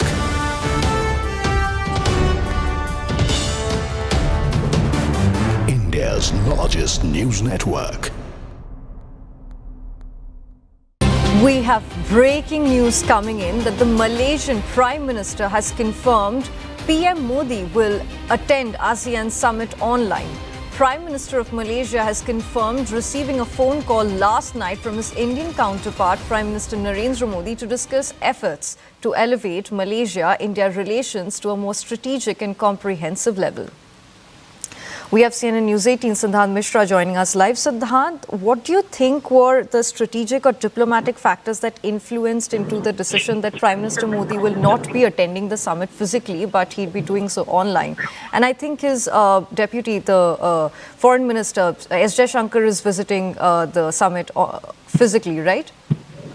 Well, that's right. Look, we are still awaiting official response, a statement from the Indian government. All we know is that from after speaking to people in the government, and in fact, many news agencies are also reporting this, that Prime Minister Modi will skip this year's ASEAN and East Asia summits in Malaysia. In fact, EMS Jaishankar will be representing India. Now we have this message on social media platform from Prime Minister of Malaysia, Anwar Ibrahim. In fact, he has written a long post about Prime Minister, his conversation with Prime Minister Modi. And Mr. Anwar Ibrahim writes that last night he received a phone call from Prime Minister Narendra Modi to discuss efforts to strengthen the Malaysia-India bilateral relationship to a more strategic and comprehensive level. In fact, Mr. Anwar Ibrahim also writes that India remains as Malaysia's important partners in the field of trade and investment. He also writes that both sides are in touch as far as hosting of 47th ASEAN Summit in Kuala Lumpur is concerned. And in fact, if I go by the version of Mr. Anwar Ibrahim, then he writes, and I quote him, that he informed that he would attend online since the Deepavali festival was still being celebrated in India at that time, unquote. So this is a translated version of Anwar Ibrahim's post on both Facebook and on Instagram. And as I said, that we are still awaiting for official response or a statement from the Indian government. Right. So, Siddharth, how do you think might the lack of Modi-Trump meeting at the ASEAN will affect coordination between India and US, if at all, on regional security and economic initiatives in the Indo-Pacific region, especially after Trump made all those claims about India's Russian oil purchase? Well, look, as far as India-US relationship is concerned, perhaps, there has always been a high-level engagement taking place between the two countries. Definitely, the relationship is going through a rough patch. There are a lot of point of contention, which includes the Russian oil purchase, which includes additional 25% tariff, etc., etc. But the talk. To be an invincible icon, you need 3 or 4 things. I think 1 is commitment, 2 is impact, 3 is courage. The nominees this year, some of them were not a surprise, but many of them were a surprise, and I learnt a lot. It is an honor from your side, where the story is rather larger when we see their specific fields at the entry points. Who has worked selflessly and tirelessly in national interest, I think would be an invincible icon.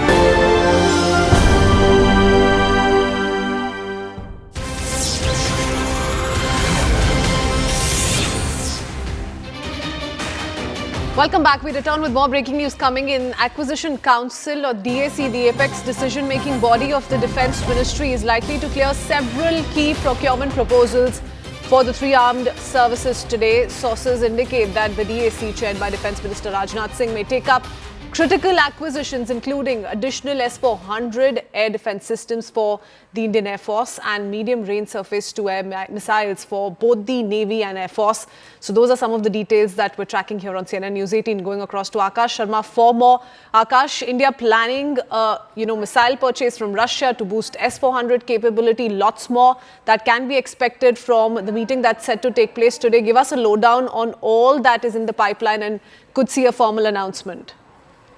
Right, Kritzwin, you see, it's an important meeting. Defense Acquisition Council is the biggest decision-making body of the Defense Ministry, and this meeting will somewhere be approving the sort of procurements that we're going to see for the forces in the years to come. And we are learning about, yes, you rightly pointed out, S-400 is one of those many important proposals that are going to be discussed. We have seen in Operation Sindhul that how S-400 has effectively worked against the, enemy threats that were coming from Pakistan. We have 3 squadrons with Air Force, 2 are pending with Russia, that are expected in 2026. And then additional S-400s can come. Other than that, for Navy, we have the lending dock that can be, in fact, LPDs can be approved by the DAC, and we are learning that this is going to be one mega project for the Indian Navy, where they will be receiving LPDs. LPDs are basically used for amphibious operations, can be used for humanitarian assistance, and a number of things. Other than that, we are going to see medium range surface to air missiles for both Navy and Air Force. Pinaka can be, the one proposal for Indian Army. Indian Army is already using Pinakas, and additional, requirement is there. They can go for Pinakas. And then other than that, we can also see the SRGM. One thing that has been proven from the sort of conflicts we have seen across the world, across the globe, is that long-range vector, are going to play an important role, Kritsween, and that's the reason why we are going to see forces, stressing on, long-range vectors, long-range, we can say surface-to-air missile, maybe guns, maybe missiles, and that's why, we are going to see S-400, of course, the air defense system for Air Force, medium-range surface-to-air missile for Navy and Air Force, and then Army is also going for, we know that artillery is there, their rockets are there. So all three forces are focusing on long-range vector. SRGM, smart ammunition, is what we have been given to understand, can also be discussed in the DAC today. SRGM is, a rapid gun system that is very much deployed on the warships.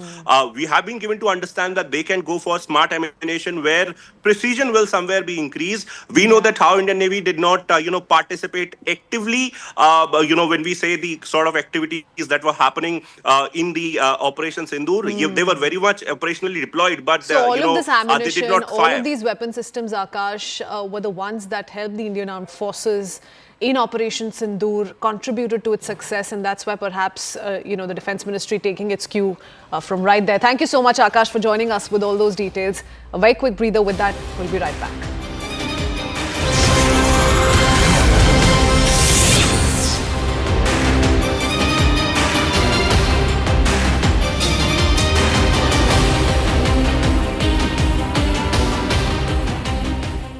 Co-powered by. This is News 18 Network.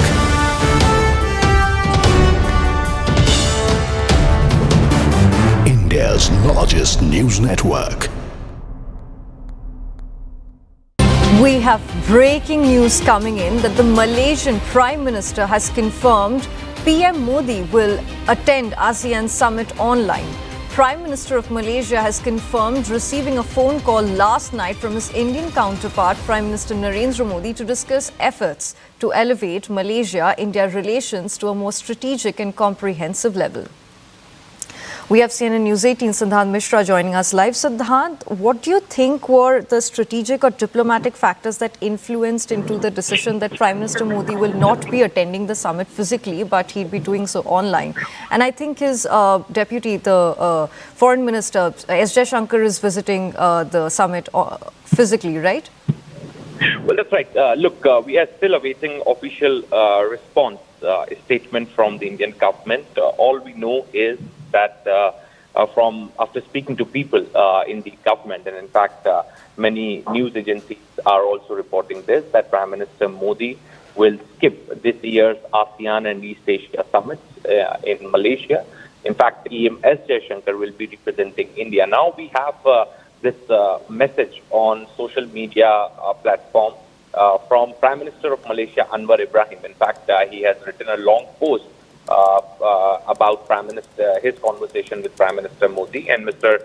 Anwar Ibrahim writes that last night he received a phone call from Prime Minister Narendra Modi to discuss efforts to strengthen the Malaysia-India bilateral relationship to a more strategic and comprehensive level.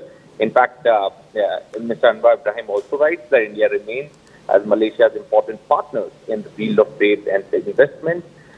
He also writes that both sides are intact as far as hosting of 47th ASEAN Summit in Kuala Lumpur is concerned. And in fact, if I go by the version of Mr. Anwar Ibrahim, then he writes, and I quote him, that he informed that he would attend online since the Deepavali festival was still being celebrated in India at that time, unquote. So this is a translated version of Anwar Ibrahim's post on both Facebook and on Instagram. And as I said, that we are still awaiting for official response or a statement from the Indian government.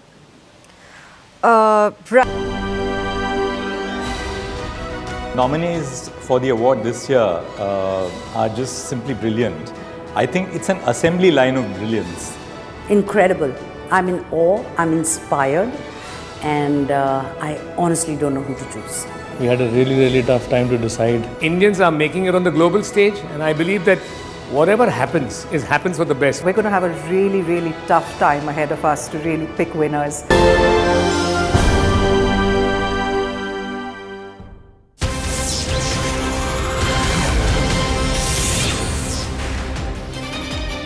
Welcome back. We return with a CNN News 18 mega exclusive. Top sources revealing to your channel that Pakistan is all set to ban Tehreek-e-Labbaik Pakistan or the TLP. Pakistan Prime Minister Shahbaz Sharif will chair Federal Cabinet meeting to discuss the same. Pakistan Federal Cabinet will be discussing key issues, which also includes a ban on TLP, on Pak-Afghan ceasefire discussions likely expected, Afghan refugees repatriation and overall security situation in the country. Because do remember, overall the situation remains tense still. Sources also adding that the federal government is adopting hard state policy against extremist religious groups.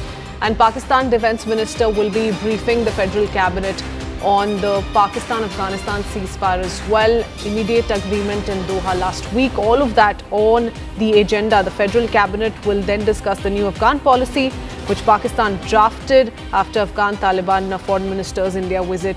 Going across to Akanksha Swaroop, who joins us with more details. Akanksha, we've seen the kind of protests that have been staged by the TLP in the recent past and the crackdown that's come in from the top in Pakistan against the same. But tell us a little bit about what all could be discussed through the meeting. We've broadly laid out for our viewers the key issues that are going to be put on the table, but what's expected as a result of this? Right. Krithvi, in inputs that have been shared by Securities Editor Manoj Gupta, what we are learning is that the Federal Cabinet will also be approving the terms of reference for the next round of Pakistan-Afghan ceasefire talks that are all set to take place on 25th of October in Istanbul. And remember, Turkey is playing a very critical role, as is Qatar. And if you are to talk about the overall priority of this federal cabinet meeting, it is going to be with regards to the recent conflict that happened across the Durand line between Afghanistan and Pakistan. The big question that everybody is asking right now across the globe, not just in Afghanistan and Pakistan or India, is that for how long will this ceasefire hold? It's a very fragile ceasefire. So the federal cabinet will also be discussing the new Afghan policy, which Pakistan drafted after Afghan Taliban foreign minister visit. Remember, Amir Khan Muttaqi was in India, and that has really ruffled feathers within the Pakistan deep state and the Pak establishment. The recent Durand line conflict has rattled Pakistan significantly. The Pakistan Defence Minister Khwaja Asif is all set to brief the federal cabinet on the ceasefire with regards to the immediate agreement that was struck upon last week in Doha. And they are adopting a hard state policy against extremist religious group that, of course, also refers to not just TLP but also the TTP. But a key decision to ban a religious party like Tehreek-e-Labbaik is also likely to be discussed, and it's likely to take place also, is what top sources have told CNN News 18 and Manoj Gupta. As you also shared, the Pakistan federal government will be receiving the Punjab provincial government's proposal and the recommendations to ban Tehreek-e-Labbaik Pakistan party. But remember, this federal cabinet meet is also to discuss the overall situation in the country. They are violently cracking down on the Afghan refugees as we speak within Pakistan. And as has already been indicated by the Defence Minister of Pakistan, Khwaja Asif, that the relations between Afghanistan and Pakistan no longer remain the same. Henceforth, they are packing up thousands and thousands of Afghan refugees and repatriating them. In fact, many of them were residing in various bastis as far as the Sindh province is concerned since the 1980s. And so they are all being sent back. That is also going to be one topic of discussion. But Pakistan is going through this internal security tussle, whether it is from the Durand line as far as Afghanistan is concerned. Look what's happening in Pakistan-occupied Kashmir. There is bound to be a parliamentary sort of intervention taking place in the days ahead as far as the POK government change is concerned. They are already battling insurgency at the hands of the Baloch. So a host of issues over there and also indicating an internal security lapse and failures by the Pakistan army under Asim Munir. Okay, many thanks, Akanksha, for joining us with all those details. Do want to take in an expert take on this. KP Fabian joins us for more. He's a former diplomat, so he's going to come in and tell us what he makes of the ongoing situation. Pakistan on the boil still. Mr. Fabian, good morning. Thank you for taking out the time. Sir, what are your thoughts on how Pakistan is tackling with some of these challenges? The TLP protests that have been ongoing, remember there's a tight crackdown we've witnessed, but the situation is not entirely normal. Also, we're learning the Pakistan Federal Cabinet could discuss other issues like the Pakistan-Afghanistan ceasefire, the new Afghan policy, and also the approval. They're looking at approving the terms of references for next round of Pak-Afghanistan ceasefire talks in Istanbul. Your thoughts, sir? How do you think, how effectively or ineffectively is Pakistan looking at this multi-pronged challenge, staring at it?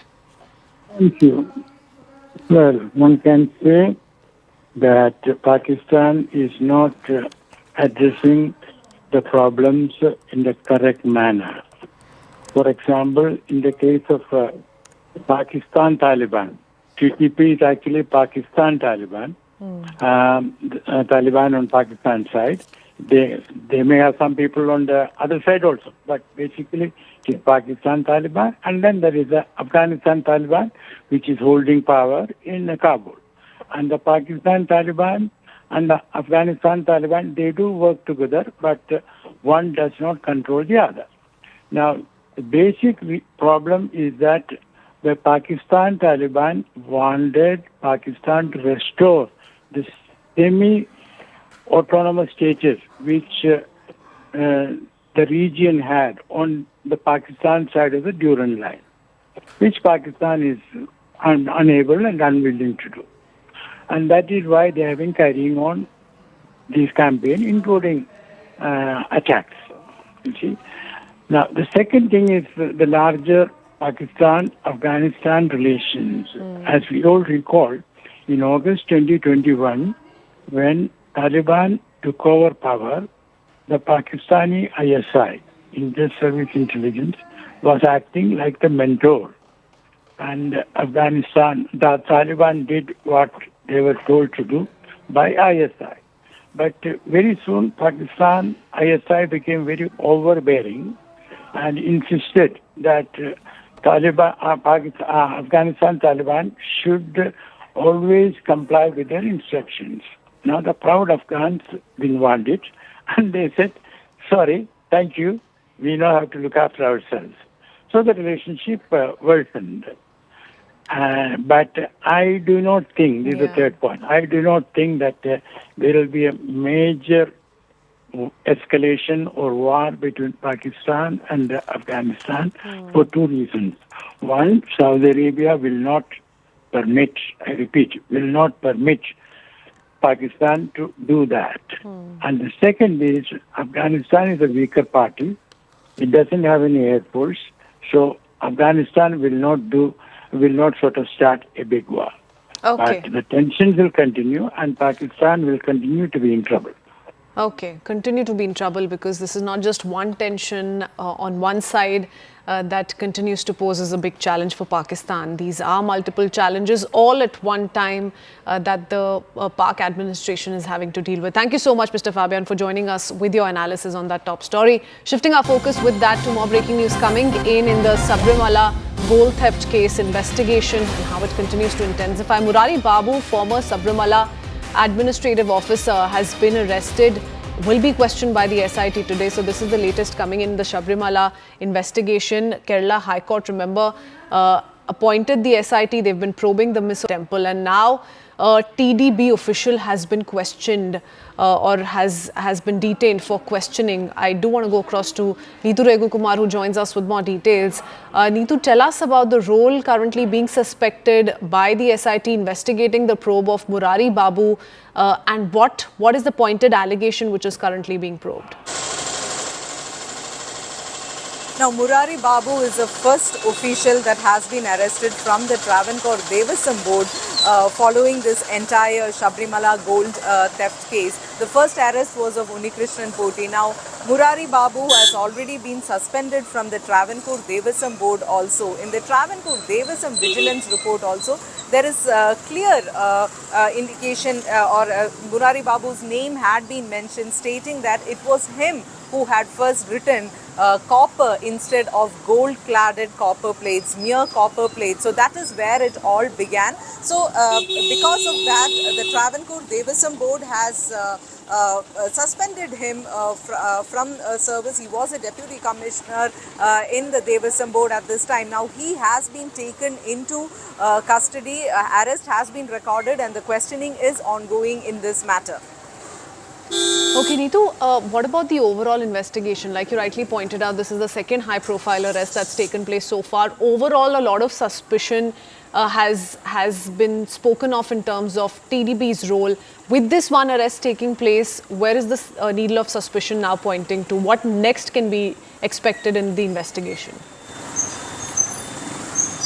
More arrests are definitely expected in this case. More Travancore Devasam Board officials also, because in the High Court, when the Special Investigation Team submitted their first progress report, the High Court has clearly asked them to look into the entire criminal conspiracy also, and also look into the Devasam Board officials' role from the top to see if they have any role in this. And in the Devasam Vigilance Report itself, many officials have been named, at least 10 of them, including the former administrative officer, the former executive officer of Sabrimala, former Devasam commissioner, Tiruvabharanam commissioner. So all their roles have been mentioned also. So more arrests are expected, and this week what we are expecting is that more officials will be questioned.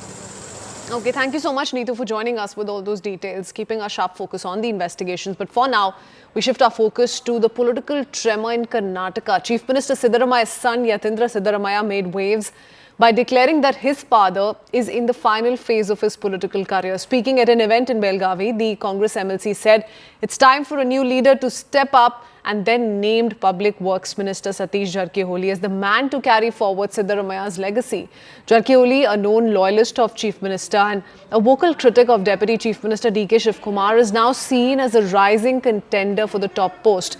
Yatindra Siddaramaya also praised Jarkiholi's commitment to progressive values and social justice, calling him a role model for the party's future. The comments have reignited speculation about a leadership shift within the Congress-led government. First up, let's listen into what exactly was said by the CM's son.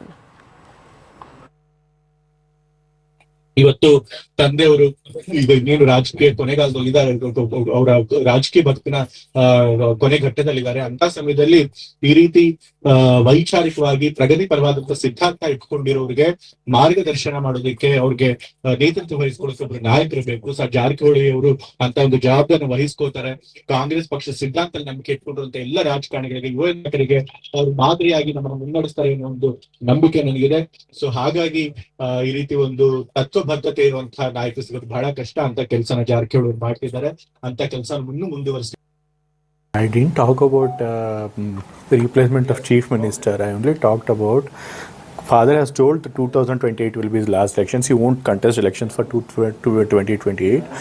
Father believes in secular ideology, progressive ideology, in social justice, and basically in the Congress ideology. So I just said someone who believes in the same ideology, in the such a person should lead Congress party.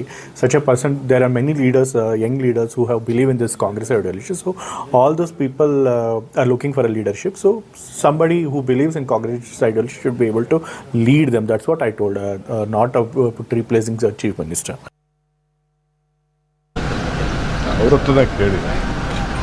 ಅವ್ರು ಏನು ಹೇಳಿದ್ದಾರೆ ನೀವು ಅವ್ರು ಕೇಳಬೇಕು, ನನಗೆ ಕೇಳಿದ್ರೆ ಏನು? Sir, ಈಗ ರಾಜ್ಯದಲ್ಲಿ ಮುಂದಿನ ಸಿಎಂ ಶಿವಕುಮಾರ್ ಅನ್ನುವಂತ ಚರ್ಚೆ ನಡೀತಾ ಇದೆ, ಅದು ಏನು ಸರ್? ನನಗೇನು ಅವಶ್ಯಕತೆ, ಯಾರು ಚರ್ಚೆ ನನ್ನ ಬಗ್ಗೆ ಚರ್ಚೆ ಮಾಡೋಂಥ ಅವಶ್ಯಕತೆ ಇಲ್ಲ. ನಾನು ಸಿದ್ದರಾಮಯ್ಯನವ್ರು ಏನು ಹೇಳಿದ್ದೀವಿ, ಪಾರ್ಟಿ ಏನು ಹೇಳ್ತದೆ ನಾವು ಒಟ್ಟಿಗೆ ಸೇರಿ ಕೆಲಸ ಮಾಡ್ಕೊಂಡು ಹೋಗ್ತೀವಿ ಅಂತ ಆ ಕೆಲಸಕ್ಕೆ ನಾನು ಬದ್ಧನಾಗಿ.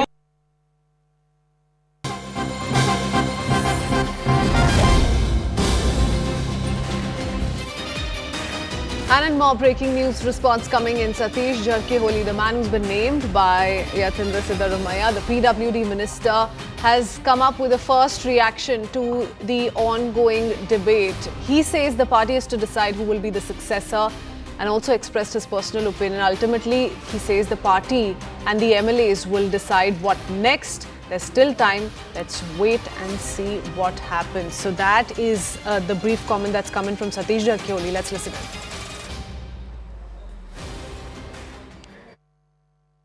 ಸಿದ್ದರಾಮಯ್ಯ ಅವರು ಹೇಳಿದ್ದಾರೆ 2028ಕ್ಕೆ ಏನು ಸಿದ್ದರಾಮಯ್ಯ ಅವರ ನಂತರ ಸೈದ್ಧಾಂತಿಕವಾಗಿ ಹಿನ್ನೆಲೆ ಇರತಕ್ಕಂಥ ವ್ಯಕ್ತಿಗಳು ನಾಯಕತ್ವ ವಹಿಸಿಕೊಳ್ಬೇಕು ಅನ್ನೋ ಹೇಳಿಕೆಯನ್ನು ನೀಡುವಂಥದ್ದು ತಮ್ಮ ಪಕ್ಕದಲ್ಲೇ ಕೂತ್ಕೊಂಡು ತಮ್ಮ ಸಮ್ಮುಖದಲ್ಲೇ ಇರುವಂಥದ್ದು ಆ ವಿಚಾರಕ್ಕೆ ಸಂಬಂಧಪಟ್ಟಂತೆ ಬೇರೆ ಬೇರೆ ರೀತಿಯಲ್ಲಿ ವಿಶ್ಲೇಷಣೆ ಮಾಡ್ತಾ ಇದ್ದಾರೆ. ತಾವು ಸಿದ್ದರಾಮಯ್ಯ ಅವರ ಉತ್ತರಾಧಿಕಾರಿ ಇದಾಗ್ತಾ ಇದೆ. ಅದು ಪಕ್ಷ ನಿರ್ಧಾರ ಮಾಡಬೇಕು. ನಾವು ಯಾರು ಅವರ ತಮ್ಮ ವೈಯಕ್ತಿಕ ಅಭಿಪ್ರಾಯವನ್ನು ಹೇಳಿದ್ದಾರೆ. ಆದರೆ ಅಂತಿಮವಾಗಿ ಪಕ್ಷ ಶಾಸಕರು ತೀರ್ಮಾನ ಮಾಡಬೇಕು. ಅದಿನ್ನು ಭಾಳ ದಿನಗಳಿದೆ, ಕಾದು ನೋಡೋಣ.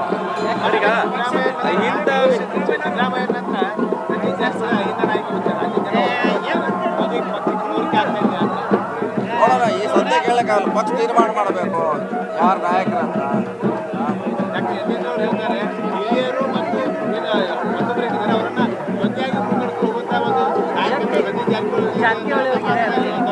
ಅಲ್ಲ, ಅದು ಮಾಡುವಂಥ ಪ್ರಯತ್ನ ಮಾಡ್ತಾ ಇದ್ದೀವಿ. ಎಲ್ಲರ ಜೊತೆಗೂಡಿ ಹೋಗುವಂಥ ಪ್ರಯತ್ನ ಮಾಡ್ತೀವಿ.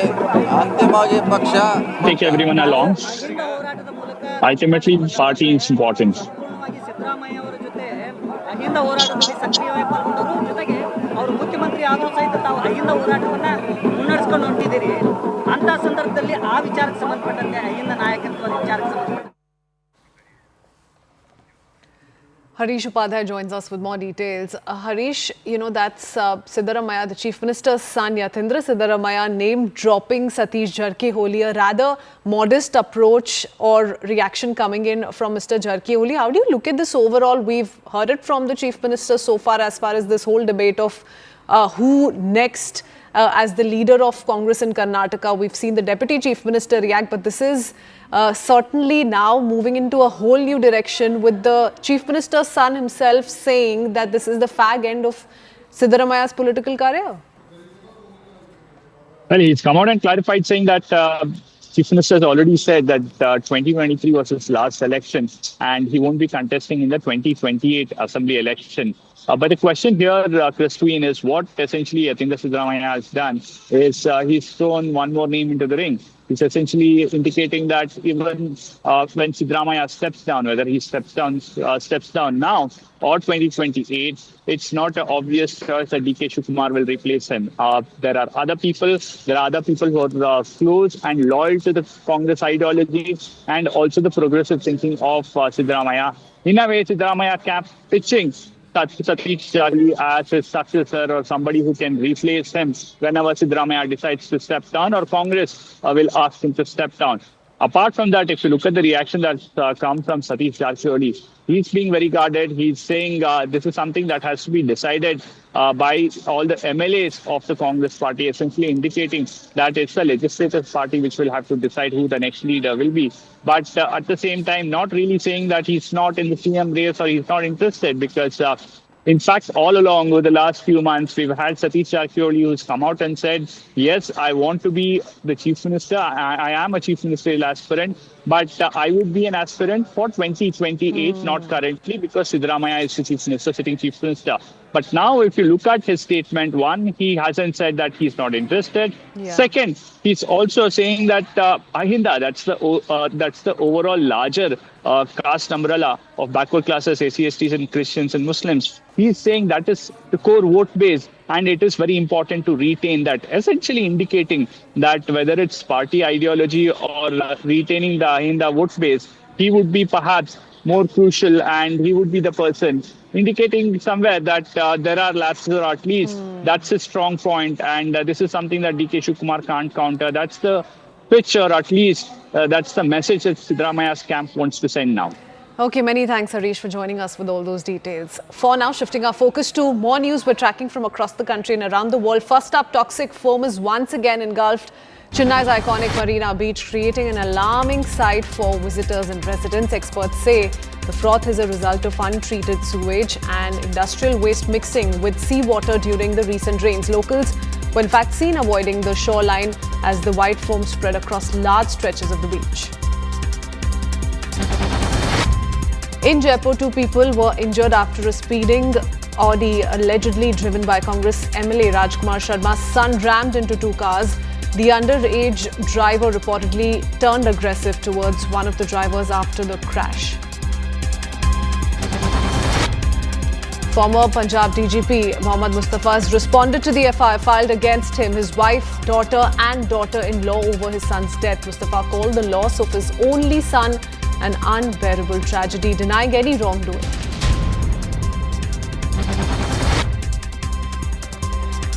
Odisha Chief Minister Mohan Charan Manji has recommended a CBI probe into the police sub-inspector recruitment scam, which faced allegations of large-scale corruption and interstate links. So far, 123 people have been arrested, but the alleged mastermind Shankar Prusti remains at large.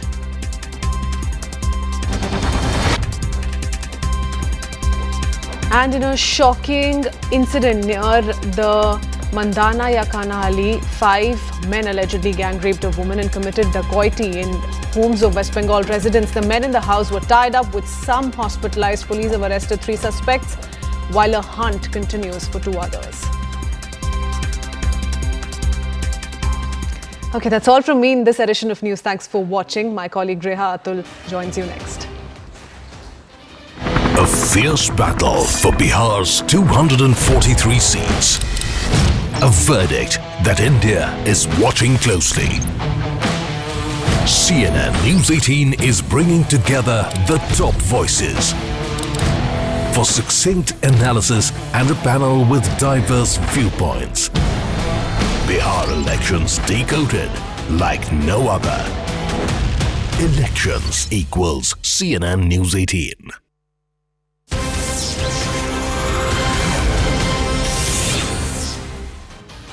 Hello and a warm welcome. You're watching CNN News 18 with me, Reha Atul. Let's begin with the headlines. Amid tussle over seat sharing and friendly fights, Mahagathbandhan's joint press conference in Patna shortly. While Rahul Gandhi is missing in action, poster at press conference venue hints at Tejasvi Yadav as the Mahagathbandhan's chief ministerial face. Prime Minister Modi to attend the ASEAN summit virtually. External Affairs Minister S. Jaishankar may represent India in Malaysia. United States sanctions 2 Russian oil companies after Moscow holds nuclear drills. Trump repeats claim India will cut Russian oil imports. Despite gag order, Congress leaders speak out of turn. Now Chief Minister's son says Siddaramaia's career at the fag end projects Jarkioli as heir. Big development in Sabrimala gold theft probe. Another former administrative officer, B. Murli Babu, arrested. Cow protection activist Sonu shot by rowdy Sheeta Ibrahim, allegedly linked to the AIMIM. BJP ups the ante against Owaisi as Gau Rakshak battles for life. Accused in the rape case of a 13-year-old in Andhra Pradesh dies by suicide. YSRCP alleges TDP link. Virat Kohli departs for a duck again, waves goodbye to Adelaide crowd, sparks retirement talks. We begin with our top focus story at the top of 11 as we're learning that a cow vigilante identified as Sonu has been shot by alleged cow smugglers in Hyderabad's Gadkesar area. This happened on Wednesday, and we are learning that Sonu was left critically injured. Police now say that Sonu, who has been active in cow protection efforts for over 5 years, was lured to the site by a group claiming to have information on illegal cattle transportation. When he arrived, one of the men reportedly opened fire at him. He is now undergoing treatment while police have detained several suspects and launched an investigation. The police also go on to claim that the shooting appears to be linked to the illegal cattle transport network and that further arrests are expected as investigations really grow. Meanwhile, the incident has triggered a fresh political face-off with the Bharatiya Janata Party accusing the AIMIM of shielding the accused. My colleague Aneri Shah is now with us on the broadcast. Aneri, how is Sonu doing, first of all? Well, what we are learning right now is Sonu, whose real name is Prashant, he is still undergoing treatment at the hospital and is said to be critical. However, the doctors have performed the operation and removed the bullet.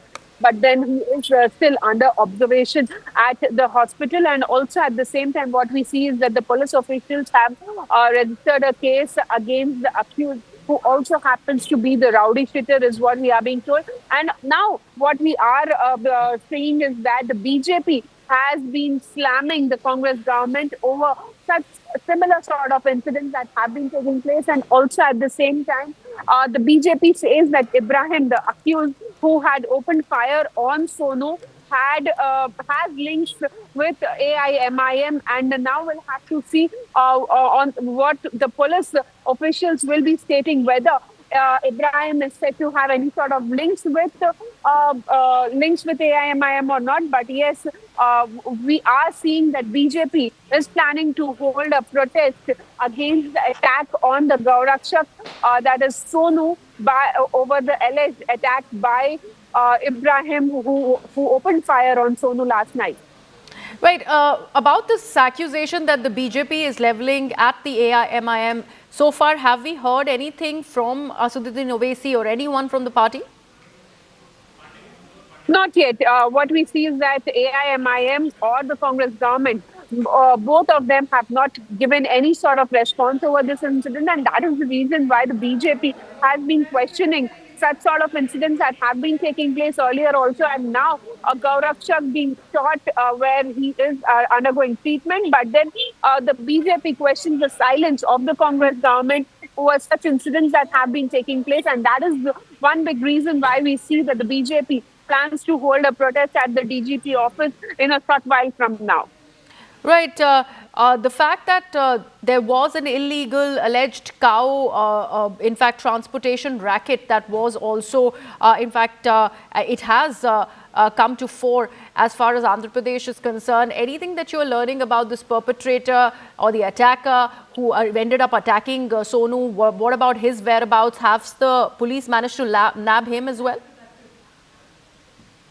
Sources say that the police have managed to arrest, detain Ibrahim, but in regard with the cow slaughtering or the illegal transportation of the cows that was taking place, which information was given to Sonu, and he tried to stop that, and that is the time when Ibrahim opened fire.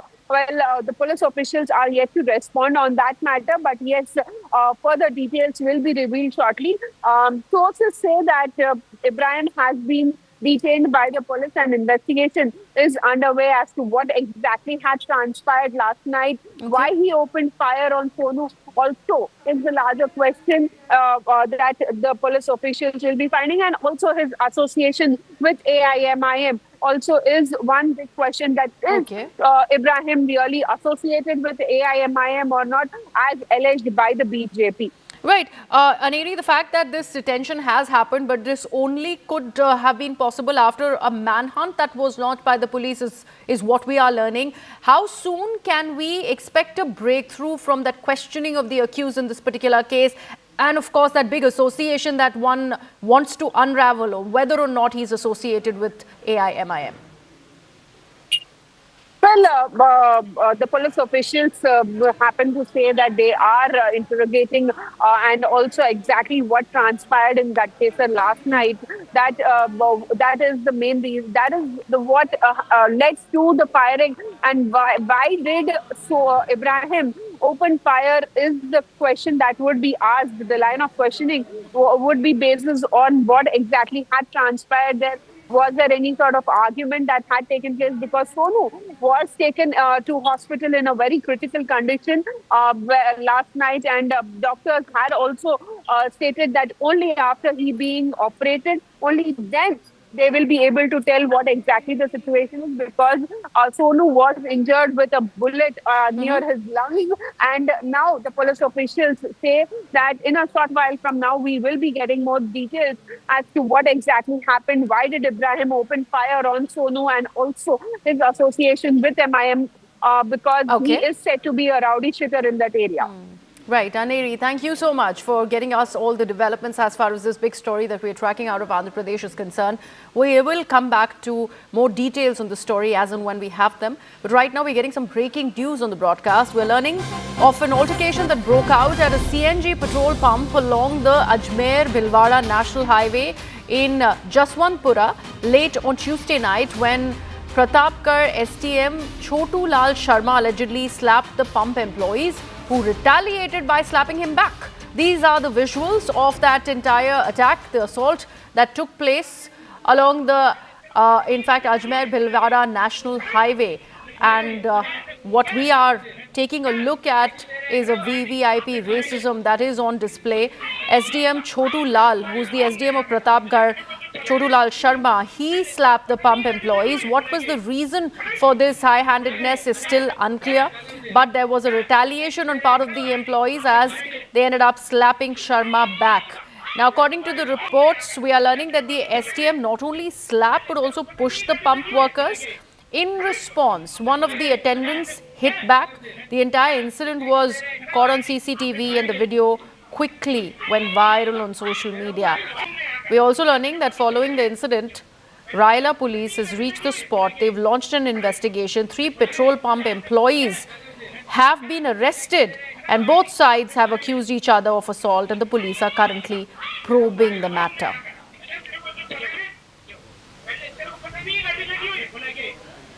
Visuals that we are putting out, we will try and see if we can get the audio up on these visuals that we've managed to in fact take in. These are the visuals that are going viral on social media. Also remember, what is even more stark is that so far there is no untoward action against the Pratapgarh SDM Chotu Lal Sharma, but 3 employees of the petrol pump who go by the name Deepak Mali, Prabhu Lal Kumawat and Raja Sharma, they have been apprehended, they have been arrested by the police that is still looking at what really caused this assault and this altercation.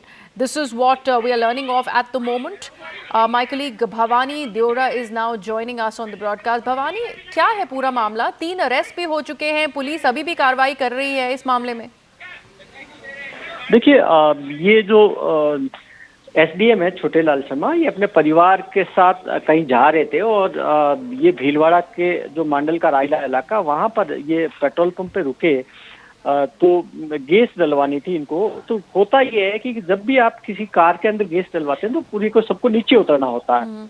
ये SDM थे, आगे इन्होंने गाड़ी लगा रखी थी और family शायद नीचे नहीं उठी, तो पेट्रोल पंप का कर्मचारी इनको शायद कह रहा था कि भाई मैं आप सारे खाली करिए गाड़ी तब करेंगे।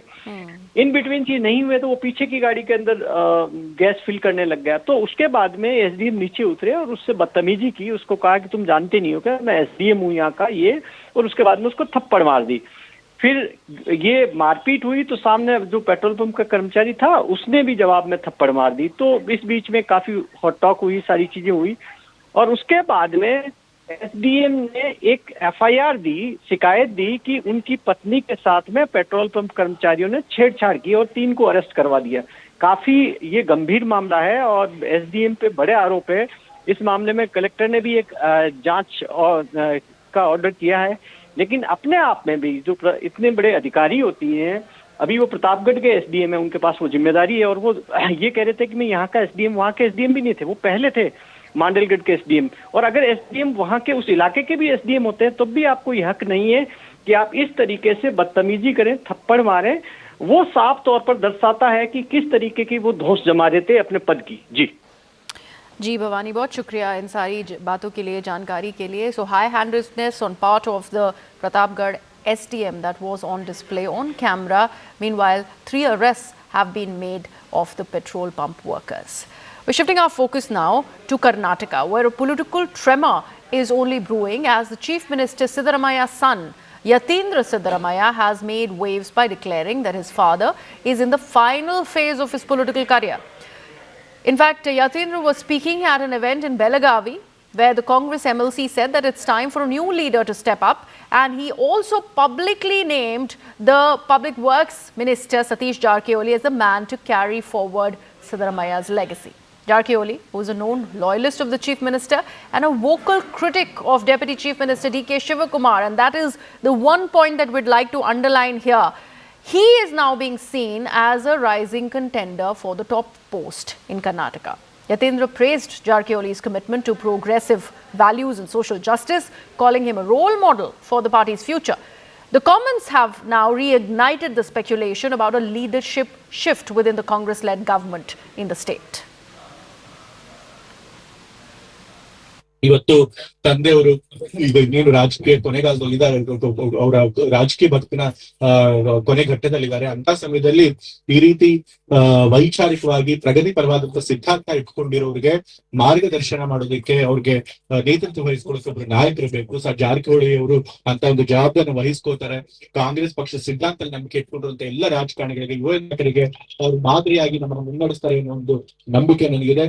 ಸೊ ಹಾಗಾಗಿ ಈ ರೀತಿ ಒಂದು ತತ್ವಬದ್ಧತೆ ಇರುವಂತಹ ನಾಯಕ ಸಿಗೋದು ಬಹಳ ಕಷ್ಟ. ಅಂತ ಕೆಲಸನ ಜಾರಕಿಹೊಳಿ ಮಾಡ್ತಿದ್ದಾರೆ. ಅಂತ ಕೆಲಸ ಇನ್ನೂ ಮುಂದುವರಿಸಲಿ ಅಂತ ಹೇಳಿ ನಾನು ಕೇಳ್ಕೊಳ್ತಾ. I didn't talk about the replacement of chief minister. I only talked about father has told 2028 will be his last elections. He won't contest elections for 2028. Father believes in secular ideology, progressive ideology, in social justice, and basically in the Congress ideology. So I just said someone who believes in the same ideology, in the such a person should lead Congress party. Such a person, there are many leaders, young leaders who have believe in this Congress ideology. So all those people are looking for a leadership. So somebody who believes in Congress ideology should be able to lead them. That's what I told.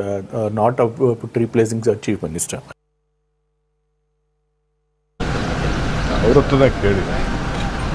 ಅವ್ರು ಏನು ಹೇಳಿದ್ದಾರೆ ನೀವು ಅವ್ರು ಕೇಳಬೇಕು, ನನಗೆ ಕೇಳಿದ್ರೆ sir. ಈಗ ರಾಜ್ಯದಲ್ಲಿ ಮುಂದಿನ ಸಿಎಂ ಚರ್ಚೆ ನಡೀತಾ ಇದೆ, ಅದು ಏನು sir?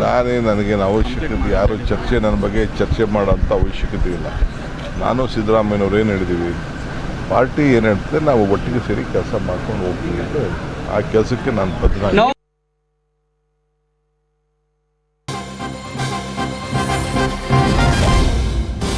We're now getting in breaking news that's coming in from Mumbai. We're putting out these visuals of a fire incident from a high-rise building in Mumbai's Jogeshwari area. We've been told that the fire tenders have been rushed to the spot and further details are awaited. This looks like a massive fire. So far, there has not been any information on casualties, but this is what the fire really looks like. This is the Jogeshwari area in Mumbai from where this fire has been reported. My colleague Yesha Kotak with more details. Yesha?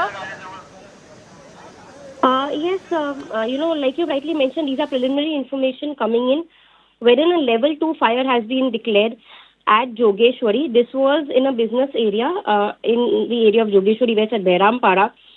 It is in a high-rise building, is the details that has come in from the fire brigade sources. They've called it a level 2 fire. However, details are awaited. So far, the fire brigade, police, ambulance, the ward staff and PWD officials have also rushed to the spot. Apart from that, the staff of the electricity distribution company also rushed to that very spot. These are the details that come in. In fact, the fire has just broken out 20 minutes back. The incident was reported around 10:51 at the BMC's control room. And it's only preliminary information that has come out from Jogeshwari where this fire has been reported. It's a level 2 fire so far.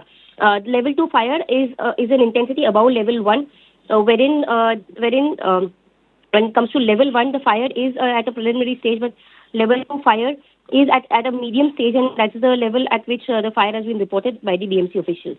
Yes. Isha, thank you so much for all of that information. So Jogeshwari area in Mumbai from where this fire incident has been reported. We are keeping our eyes on this story. Right now we go into a very short break.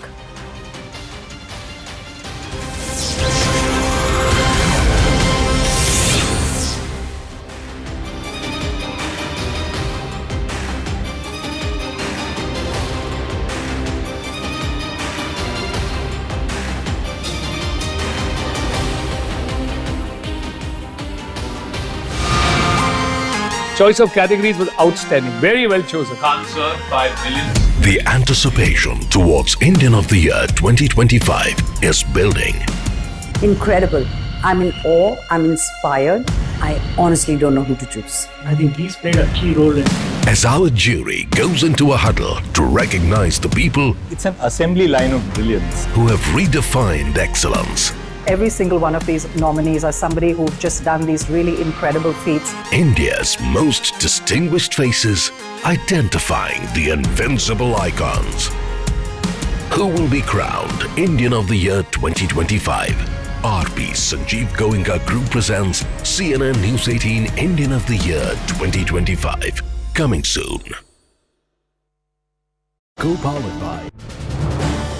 This is News 18 Network.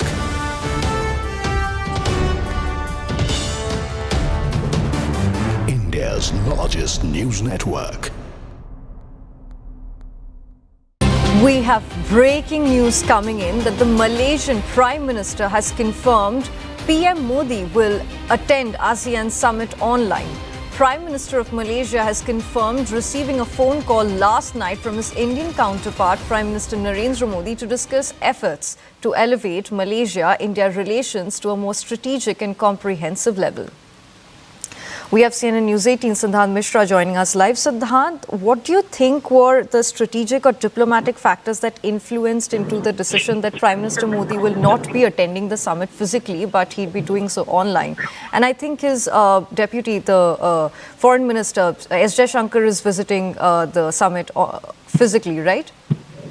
Well, that's right. Look, we are still awaiting official response, statement from the Indian government. All we know is that from after speaking to people in the government, and in fact many news agencies are also reporting this, that Prime Minister Modi will skip this year's ASEAN and East Asia summits in Malaysia.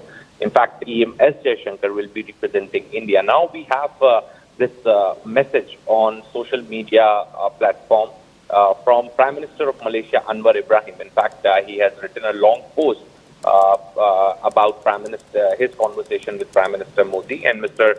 Anwar Ibrahim writes that last night he received a phone call from Prime Minister Narendra Modi to discuss efforts to strengthen the Malaysia-India bilateral relationship to a more strategic and comprehensive level. In fact, Mr. Anwar Ibrahim also writes that India remains as Malaysia's important partners in the field of trade and investment. He also writes that both sides are in touch as far as hosting of 47th ASEAN Summit in Kuala Lumpur is concerned. And in fact, if I go by the version of Mr. Anwar Ibrahim, then he writes, and I quote him, that he...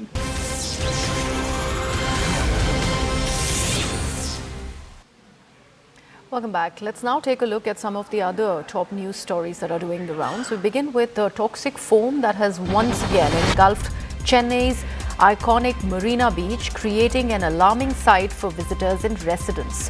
Experts say that the froth is a result of untreated sewage and industrial waste mixing with seawater during the recent rains. Locals were seen avoiding the shoreline as the white foam spread across large stretches of the beach. In Jaipur, 2 people were injured after a speeding Audi, allegedly driven by Congress MLA Rajkumar Sharma's son, rammed into 2 cars. The underage driver reportedly turned aggressive towards one of the drivers after the crash. Former Punjab DGP Mohammad Mustafa has responded to the FIR filed against him, his wife, daughter and daughter-in-law over his son's death. Mustafa called the loss of his son as unbearable tragedy, denying any wrongdoing. 4 of Bihar's most wanted gangsters, including their leader Ranjan Pathak, were gunned down in an encounter in Delhi's Rohini area. The joint operation was carried out by the Delhi Police Crime Branch and Bihar Police. Officials say that the gang was involved in multiple cases of extortion and murder across Bihar. Investigations are underway to trace their remaining associates. Odisha Chief Minister Mohan Charan Manjhi has recommended a CBI probe into the police sub-inspector recruitment scam, which faced allegations of large-scale corruption and interstate links. So far, 123 people have been arrested, but the alleged mastermind, Shankar Pusti, remains at large.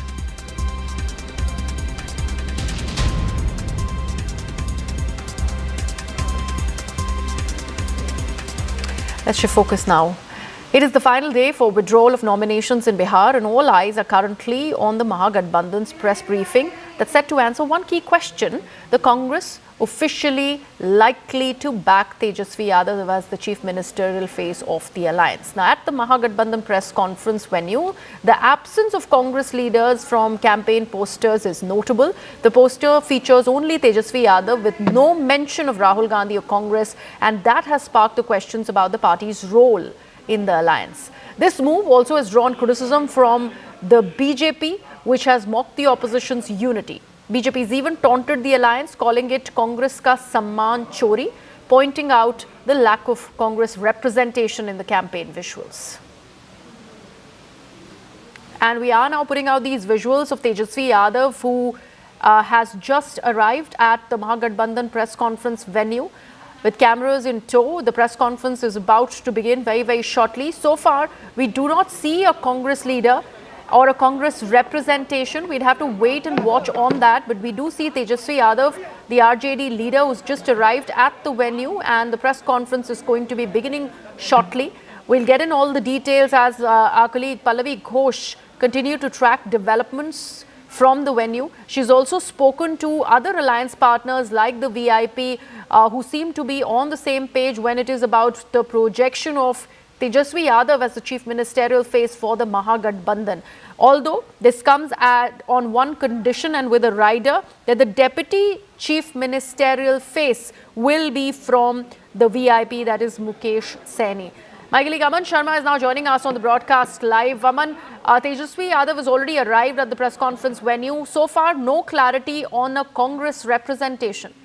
Well, most probably there'll be Ashok Gehlot, who has been in Patna since yesterday. You know, he also had a meeting with Lalu Prasad, Tejasvi and Rabdi Devi, a long meeting. Ashok Gehlot is like the emissary which has been sent by the Congress top brass to speak to the RJD and ensure that the friendly fights within the Mahagathbandhan come to an end. Today is the last day of the withdrawal of candidates for the second phase. Still, there are about 7 to 8 seats where the alliance is squaring up against each other. So the effort, I think, of the Mahagathbandhan is to reduce those fights to the minimum. Also, the million-dollar question on which, you know, my colleague Pallavi has been reporting since morning: will Tejasvi Yadav be declared as the CM face today at this press conference by the Congress party? Already the left has said so. The VIP party has also said so, that they are okay with Tejasvi Yadav as the chief ministerial face, but the Congress so far has not said it. So we'll have to wait and see that at this press conference. And since the posters all are screaming only one face, which is of Tejasvi Yadav, will he be officially declared as the chief ministerial face at this PC, which is about to start in the next 10 minutes? Right. You mentioned about Ashok Gehlot. There were a lot of deliberations, and finally, one thing really came out, that friendly fight that the Congress and RJD continued to speak about, that clash on the number of seats will now stand reduced. Do we know on the exact number of seats that the Congress now is fighting solo on, and RJD that will be in fact taking into account those very seats? And what are the seats where the clash really is happening, Aman? Well, Griha, till yesterday we had heard there are nearly 10 such seats where either the Congress and RJD are squaring up, or the Congress and the VIP party, or the RJD and the VIP party are squaring up. So there were at least 10 seats till yesterday on which there were these friendly contests, as we term it. But I think the visit of Ashok Gehlot to the RJD house, you know, to meet the Lalu Prasad, the chief of the party, along with Tejasvi and Rabdi, was to reduce these friendly fights to a minimum. I learned that there may be only a handful of seats on which these friendly fights will remain, but I think the main effort is to portray this picture of truce, portray a picture of unity, because this is the first press conference where all the leaders are together and this official declaration will be made that who's fighting how many seats, and will Tejasvi Yadav be declared as the chief ministerial face. That is a big question. It seems very likely, given the posters that have come up, that it will be him. Right, absolutely. Aman, do stay on with us. We also have Pallavi now joining us live from the Mahagathbandhan press conference venue. Pallavi, we see that Tejasvi Yadav has arrived. Who else is there at the venue? going to give you a sense of the pictures where the press conference is going to begin anytime now. This is where Tejaswi Yadav, Mukesh Saini, the VIP chief, Ashok Gehlot, all of them are still huddled in a meeting. Okay. This is exactly where they're going to be coming out from. We've been getting all those pictures early since morning of all the posters. One such poster is actually which is the one which has created the storm. It shows Tejaswi Yadav. It talks about a Mahagathbandhan press conference. It also talks about hashtag Bihar Mange Tejaswi Sarkar. So it's very clear that even if officially an announcement has not yet been made, it's going to be all about Tejaswi Yadav. The voices of the CPI, the voices of the VIP, all of them which we have been getting you from the ground makes it very, very clear that Tejaswi Yadav is the person which all the allies of the Mahagathbandhan certainly want him to be projected. The sneak information which we are getting out of the meeting which took place between Ashok Gehlot, Krishna Alavaru, who is the Congress in charge of Bihar, and of course Lalu Prasad Yadav and Tejaswi Yadav, is that it was conveyed to the Congress top leadership two important things. 11 seats on which the CPI, the Congress, the RJD, the Congress are engaged in a not so friendly fight. Someone will have to withdraw, and ideally it should be the Congress party which should withdraw. We'll have to wait to see that. We also saw pictures since morning at the Congress headquarters over here in Patna, where the Congress workers are extremely miffed with the ticket distribution. So many of them are very defiant. What if they refuse to withdraw? Second, of course, is that who is going to be the CM face of the Mahagathbandhan. Now, Rahul Gandhi is largely reticent about announcing any kind of a CM face, but that is when the Congress is contesting an election on its own. But when you're a part of a larger Mahagathbandhan, the picture is a straight giveaway that it is all going to be about the RJD. They are clearly the larger player contesting on more seats. Naturally, the entire perspective will be that it's the Congress party which really should actually give the space or cede the space to its bigger ally over here. They've been forced to do so, really, Griha. From contesting on 70 seats, they're now contesting on 60 to 61 seats. That's a huge climb down for them. Second, in terms of campaigning on the ground, I saw the RJD flags more than the Congress flags in many areas. The poster, of course, is a third giveaway. Inside the big press conference hall, which is just right behind me, we got you those pictures early in the morning. The big banner which showed only Tejaswi Yadav. Seated over there, of course, will be the Congress leaders, Ashok Gehlot, Pawan Khera, of course, the VIP chief, Mukesh Saini, who's gone inside for the meeting. Of course, there is going to be Dipankar from the CPI, and of course, Tejaswi Yadav is going to be very much a part of that press conference. So, will the Congress officially announce him as the CM face today? That could be, in a sense, what was given a little turnaround moment as far as the battle for Bihar is concerned. Wait, Pallavi, but what is taking so long? Because even the Congress is well aware of the idea that RJD is, like you rightly said, the bigger player here in Bihar. In fact, Tejaswi has been the Deputy Chief Minister. He knows the tricks of the trade when it is about politics in Bihar. What really is taking so long for the Congress to agree or come to a consensus when it is about projecting Tejaswi as the Chief Ministerial face? You know, the fact is that Tejaswi Yadav and Rahul Gandhi do share a very close relationship. So even I was a little bit surprised at the fact that the kind of disgruntlement which you're seeing between the two sides. We've seen those pictures of the two of them going out for lunch alone in New Delhi. We've seen pictures of Rahul Gandhi going to Patna to Lalu Prasad Yadav's house, and both of them actually cooking champaran mutton, which is the signature dish over here. So that bonhomie or camaraderie is very much there between Tejaswi Yadav and Rahul Gandhi. But when you are a leader of a political party, there are other dynamics which come to the fore. Congress today is struggling for its astitva, not just in BJP, but in many other states. Wherever they are in an alliance with any other political party, these kind of problems start coming up. We saw that happening, for example, in Delhi elections as well, and finally they parted ways. And the Congress put up its very strong, aggressive campaign, so much so that AAP called them a B team of the BJP. We saw a same picture, which is age-old, happen in West Bengal, where the Mamata Banerjee and Rahul Gandhi don't see eye to eye at all. So I'm very surprised at the fact that at least in Bihar, the situation was different, because over here, the two of them share a very good equation. But clearly, Rahul Gandhi was very much under pressure from the Congress cadre over here. They are saying, why should we contest only on 50 seats, which was agreed in the first round of the CEC meeting? What was happening is that Rahul Gandhi came under pressure, he put pressure, they started fighting for at least 60 seats, and that's the reason that they're contesting on 61 of those seats. Plus the fact is that he was the first architect within the Congress party who spoke about Akla Cholore. Unlike his mother Sonia Gandhi, who understood that coalition politics is here to stay, Rahul Gandhi always felt that the moment the Congress party doesn't assert its own identity, it's going to lose its base. And that's exactly what has happened to the Congress. But unfortunately for it, perhaps it's a little bit too late, Griha, for them to raise their head and assert their identity. And that really captures the dilemma within the top Congress leadership, and which is why the delay has been happening, whether it is the announcement of seat sharing. Imagine you're moving very, very close to the first phase of polling, and this is the first joint press conference of the Mahagathbandhan. Absolutely. So, Aman, what is your analysis? What do you think, and how is Congress really going to be doing that balancing act? Will this turn out to be a crucible for the Congress party, keeping the cadre happy on the one hand, and then literally ceding both the territories, that of the Chief Minister and the Deputy Chief Minister, to the alliance partners? Well, Griha, as Pallavi was explaining, that Congress already has, eaten a humble pie. They have only contesting on 61 seats this time against the 70 seats they contested the last time.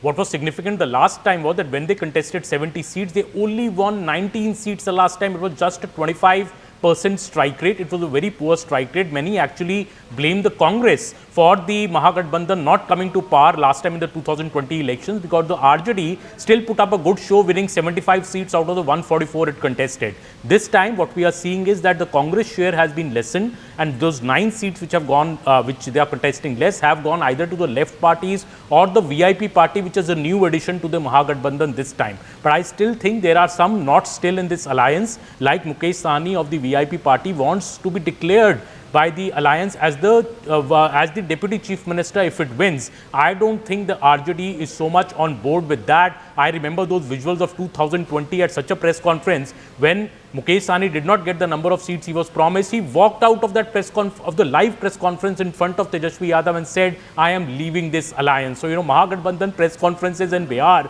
whenever they discuss seat sharing or whenever they discuss final happens, there is bound to be drama there. So, we'll have to wait and see if Mukesh Sahni is totally satisfied, because number one, he's got much lesser seats that he was promised. Number two, will the alliance agree to declare him Deputy Chief Minister today, especially if they declare Tejasvi Yadav as the Chief Ministerial face. So I think we'll have to closely watch, besides the RJD and the Congress, what the VIP party does on the stage today, because the left is very, very clear.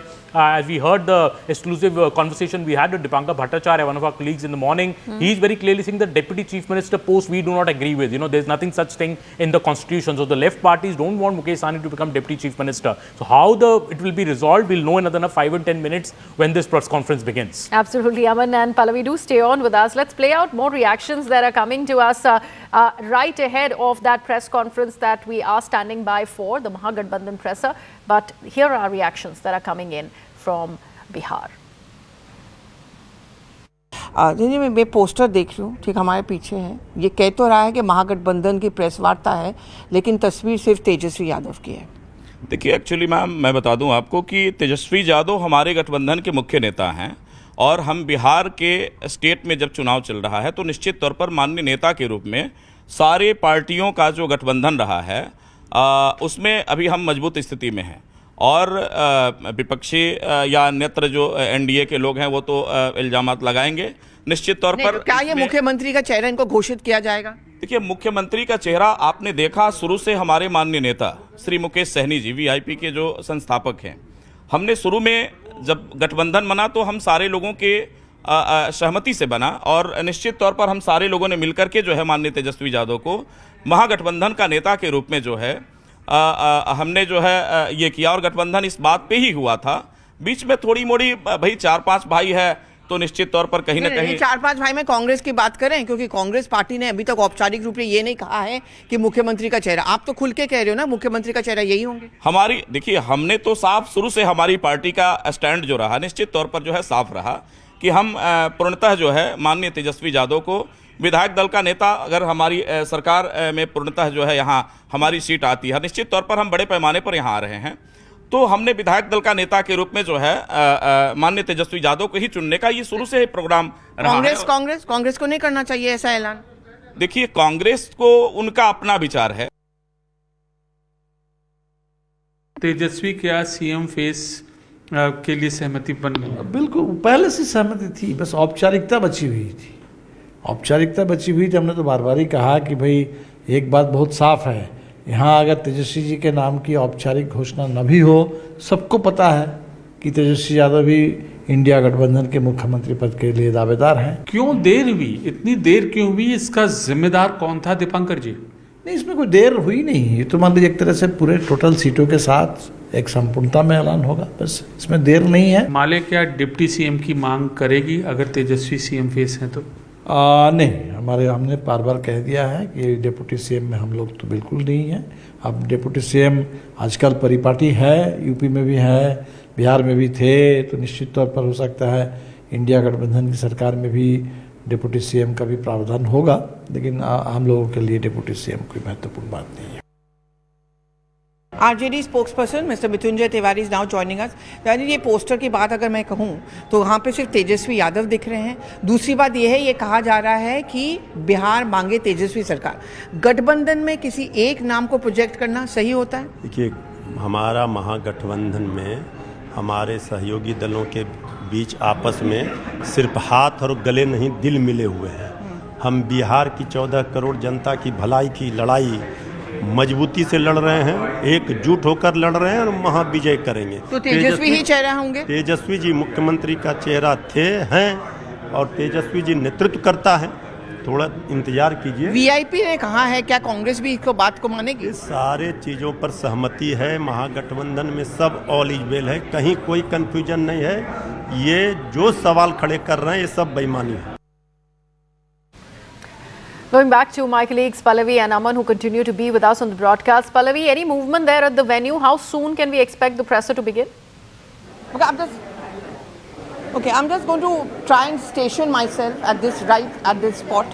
Well, this is where all the leaders are going to start coming out from anytime now. They are going to be heading for the press conference. The scheduled time of the press conference was, of course, at 11:30 a.m. 10 chairs I did see which have been put up over there. Tejaswi Yadav, there's going to be Mukesh Saini, the VIP chief. There's going to be Dipankar, the CPI. Then there's of course going to be Ashok Gehlot, is what we've been told, Pawan Khera. So anytime now the press conference is of course going to be beginning here. I think the morning set the day. The morning gave out a very, very clear agenda and a narrative and a message that it is going to be all about the Tejaswi Yadav factor. Hashtag Bihar Mange Tejaswi Sarkar. That's the big point which is coming out from this. There has been a substantial amount of pressure also that it's high time you actually announce who's going to be your CM face. Increasingly, elections, Bihar, is all about personality driven. The personalities have to be strong enough. Now look at the way the BJP has been strongly selling out on Nitish Kumar as the CM face. When I spoke to Rajiv Pratap Bhuti for that matter yesterday, he told me Nitish Kumar Bihar ke Mukhyamantri the, hain aur rahenge. And that the Home Minister also has made it very clear that he is going to be the CM face. He is going to be the Chief Minister if and when the NDA comes back to power. So how can you have a vacuum on the other side where you don't explicitly put out who is going to be the CM face? And that is the pressure which has mounted on the allies. VIP is on board, the CPI is on board, the RJD clearly wants it, the Congress was in two minds. We'll have to wait to see, because this is certainly one deal which the RJD wanted to cut with the Congress party at that meeting which took place yesterday. So anytime the escalators doors are going to be wide open, and you're going to see those leaders coming out and heading for the press conference in a short while from now. Right, Pallavi. And Aman, we were also making a mention of how is the Bharatiya Janata Party, the NDA, entirely reacting to everything that is going on in the Mahagathbandhan camp. They have decided to term it as Congress ka Sanman Chori because of no presence of Congress on the poster at least, and whatever is the charter that's coming out of the camp altogether. How do you think the Mahagathbandhan is planning to take on all of this? Do you think there will be a discussion on this entire, in fact, tagline that's been created by the Bharatiya Janata Party, Congress ka Samman Chori? Well, I am very intrigued, Greya, by Pallavi, the visuals Pallavi is bringing us from Patna. The press conference was supposed to start at 11 a.m. Then it was postponed to 11:30, and now it's almost 11:40, and those leaders are still, together in a room discussing things. So is everything sorted? We don't know.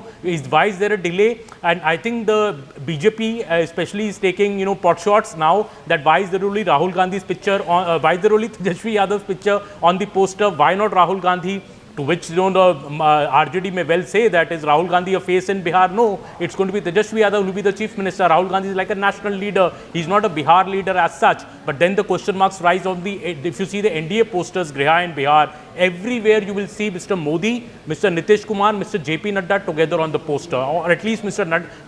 Nitish Kumar and Mr. Modi together on the poster. They also have a state leader in Nitish Kumar, the state face, and the national face in the Prime Minister on every poster. So the NDA is comparing that to this particular poster and saying, why has the Mahagathbandhan chosen not to put Rahul Gandhi, or for that matter Mallikarjun Kharge's face on this, the national face on the posters? Why it's only about Tejasvi Yadav? See, RJD is very, very clear. It's the biggest party contesting the maximum number of seats amongst all the allies. RJD is contesting 143 seats in this particular election, much more than even BJP and JDU, which are contesting 101 and 101 apiece. And the Congress is far behind at 61. So the RJD is very clear that it is the prime party of the opposition. If the Mahagathbandhan wins, it will largely be due to the strike rate, the success rate of the RJD. Tejasvi Yadav has been the deputy chief minister earlier. He is the pan Bihar, I would say, popular face, and that is why I think the face on the poster explains it all. So Pallavi, we do know how the India bloc has more battles to fight, and one key battle is whether or not Congress can be projected as the biggest player of the bloc. Many parties like the Trinamool Congress are not on board with the idea. So that's a separate thing that they need to battle at the moment. But the Vote Adhikar Yatra, for that matter, Rahul Gandhi was at the forefront of it all. But from this press conference, there's no mention of Rahul Gandhi, no mention of him, even as far as imagery is concerned. That, of course, is a clear miss. And that's why the BJP is taking these pot shots against the Mahagathbandhan over the same. But any other day, frankly speaking, a joint press conference of the main face of the RJD, which is Tejasvi Yadav, should actually be held along with Rahul Gandhi.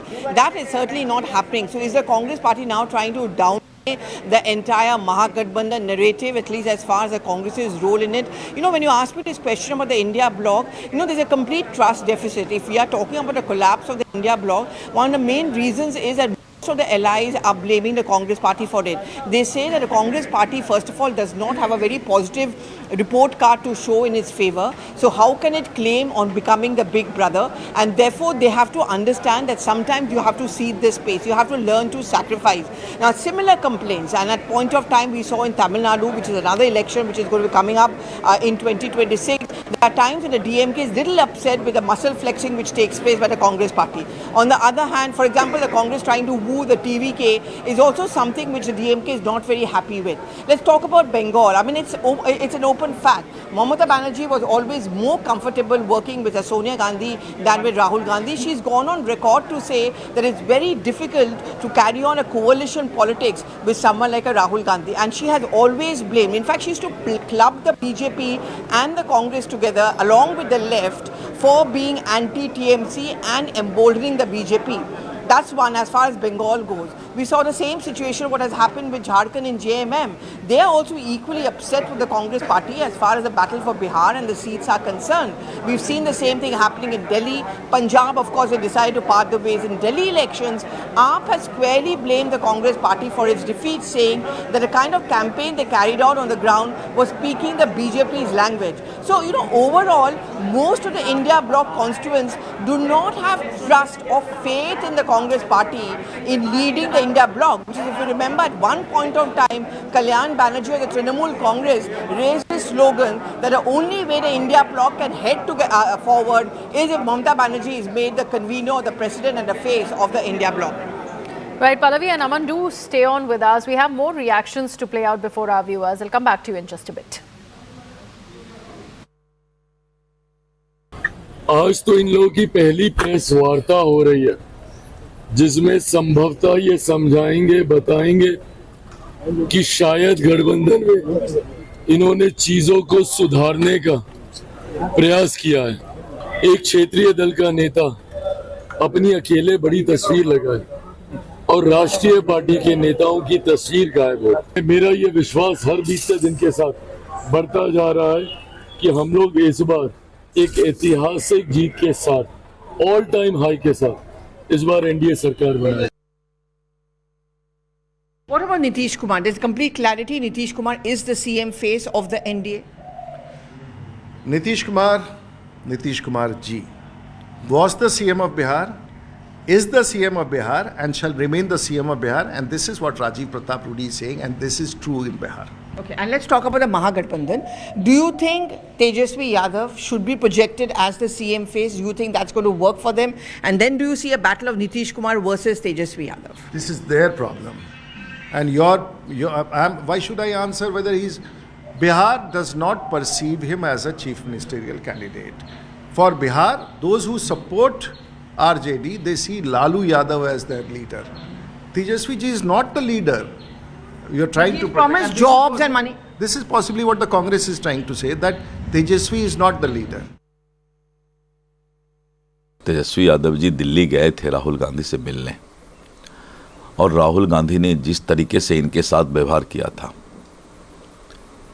कभी भी कांग्रेस और राजद की दोस्ती संभव ही नहीं, क्योंकि कांग्रेस कभी नहीं चाहती है कि राष्ट्रीय जनता दल कांग्रेस से आगे जाए, और इसलिए ये सिर्फ जनता को दिखाने के लिए है।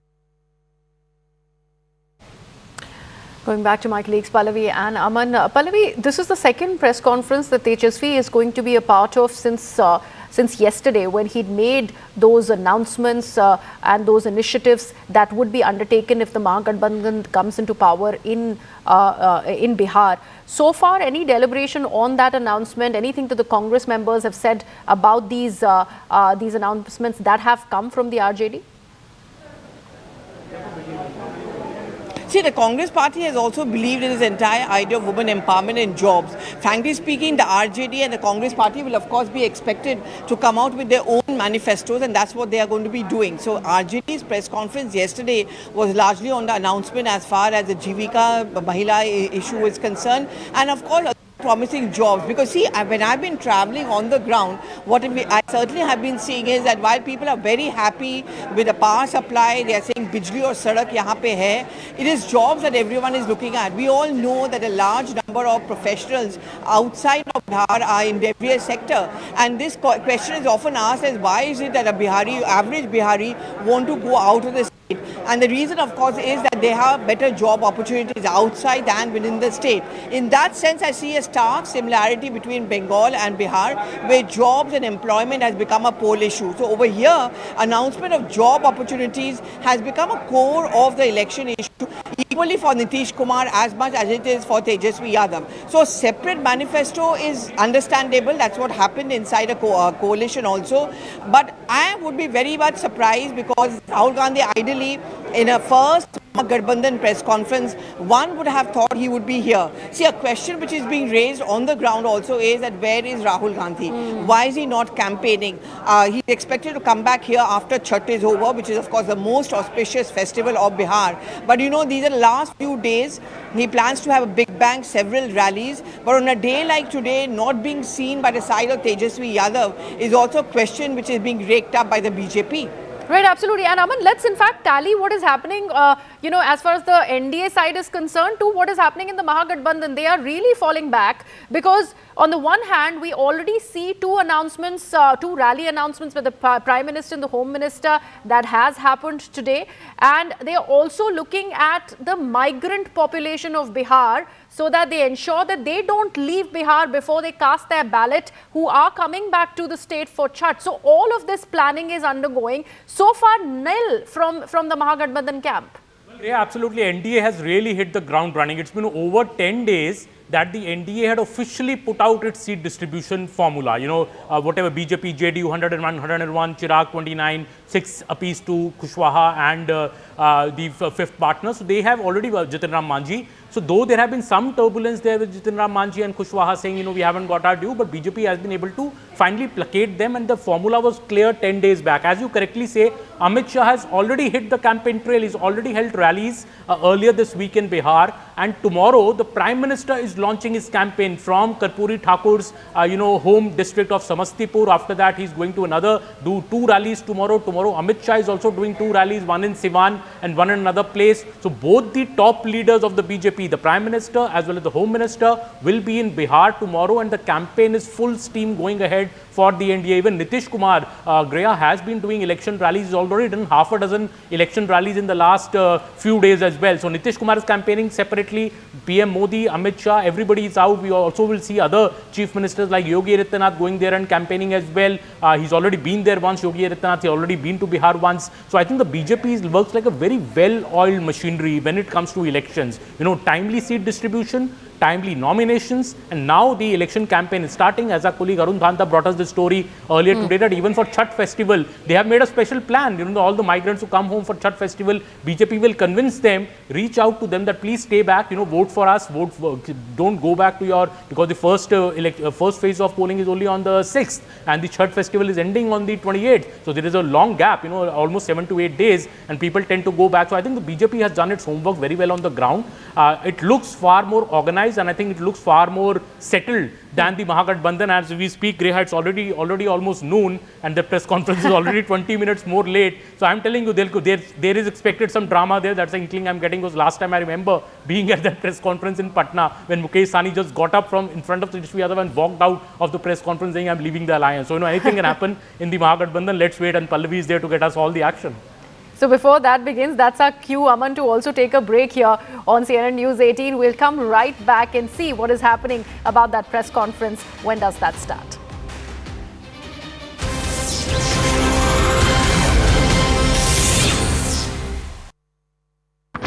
A fierce battle for Bihar's 243 seats. A verdict that India is watching closely. CNN News 18 is bringing together the top voices for succinct analysis and a panel with diverse viewpoints. Bihar Elections decoded like no other. Elections equals CNN News 18. Co-powered by. This is News 18 Network.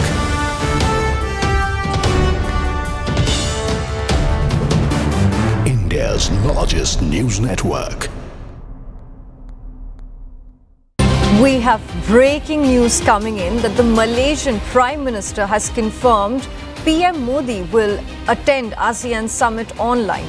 Prime Minister of Malaysia has confirmed receiving a phone call last night from his Indian counterpart, Prime Minister Narendra Modi, to discuss efforts to elevate Malaysia-India relations to a more strategic and comprehensive. Pakistan or the TLP, Pakistan Prime Minister Shahbaz Sharif will chair Federal Cabinet meeting to discuss the same. Pakistan Federal Cabinet will be discussing key issues, which also includes a ban on TLP, on Pak-Afghan ceasefire discussions likely expected, Afghan refugees repatriation and overall security situation in the country. Because do remember, overall the situation remains tense still. Sources also adding that the federal government is adopting hard state policy against extremist religious groups.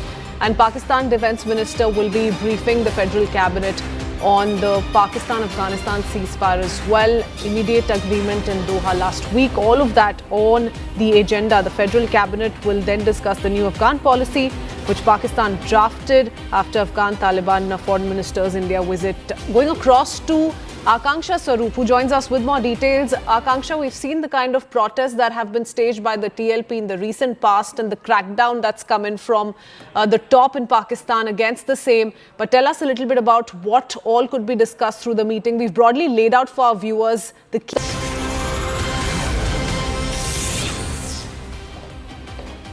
Welcome back. You're watching CNN News 18 with me, Greha Atul.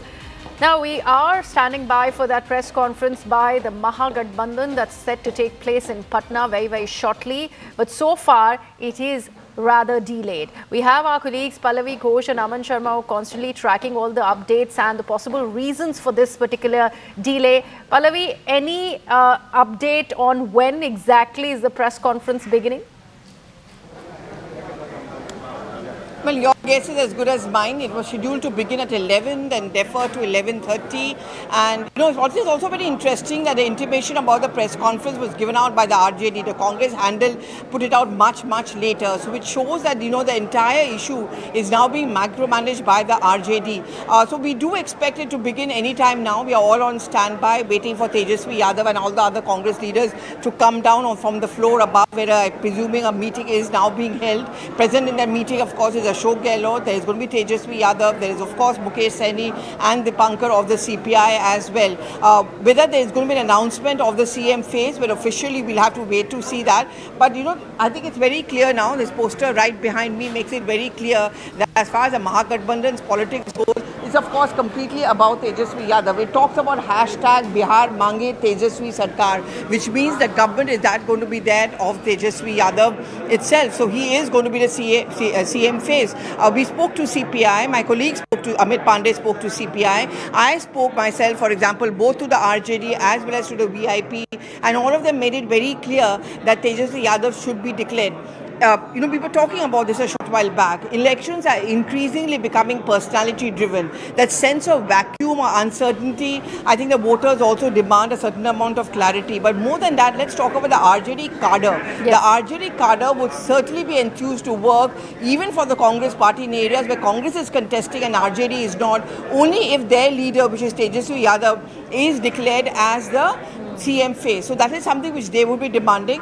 What Tejasvi Yadav or RJD is trying to cap is the youth vote, the women vote, and that is why he's been fielding all those questions, doing those press conferences where he has been making an announcement about money for women. He's talking about job from every household should his government come to power, and so on and so forth. So if he's becoming the face of the Mahagathbandhan, then why should it not be done officially? That is something which I guess we'll be waiting for when that press conference begins. Right. Thank you so much for that, Pallavi. Do stay on with us. We have a reaction coming in. Giriraj Singh responding to this whole fiasco or the whole drama concerning the Mahagathbandhan. What really is happening in Bihar? Take a look.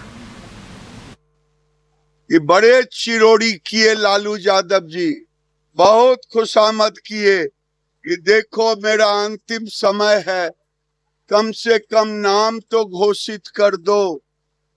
तो शायद सुना है कि NDA के नीतीश कुमार नरेंद्र मोदी के डर से नाम घोषित होने वाला है नेता का, ठगबंधन का।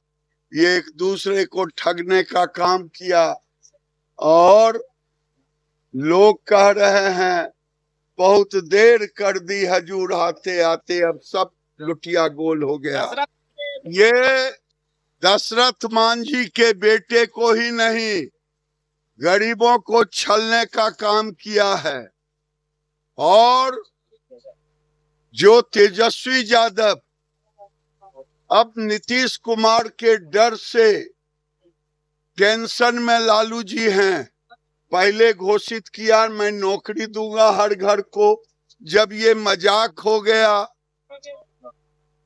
क्योंकि लोगों ने कहा कि जितना नौकरी पूरे देश में है उतनी नौकरी हर घर को देना ये संभव है नहीं, पैसा है नहीं।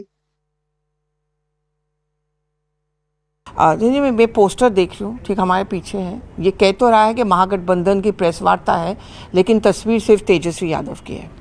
देखिए एक्चुअली मैम मैं बता दूं आपको कि तेजस्वी यादव हमारे गठबंधन के मुख्य नेता हैं और हम बिहार के स्टेट में जब चुनाव चल रहा है तो निश्चित तौर पर माननीय नेता के रूप में सारे पार्टियों का जो गठबंधन रहा है उसमें अभी हम मजबूत स्थिति में हैं। क्या ये मुख्यमंत्री का चेहरा इनको घोषित किया जाएगा? देखिए मुख्यमंत्री का चेहरा आपने देखा शुरू से हमारे माननीय नेता श्री मुकेश सहनी जी वीआईपी के जो संस्थापक हैं, हमने शुरू में जब गठबंधन बना तो हम सारे लोगों। All right, getting in live visuals, as you can see, Congress's Ashok Gehlot accompanying Tejasvi Yadav over there of the RJD, who is now the face of the India bloc, the Mahagathbandhan in Bihar.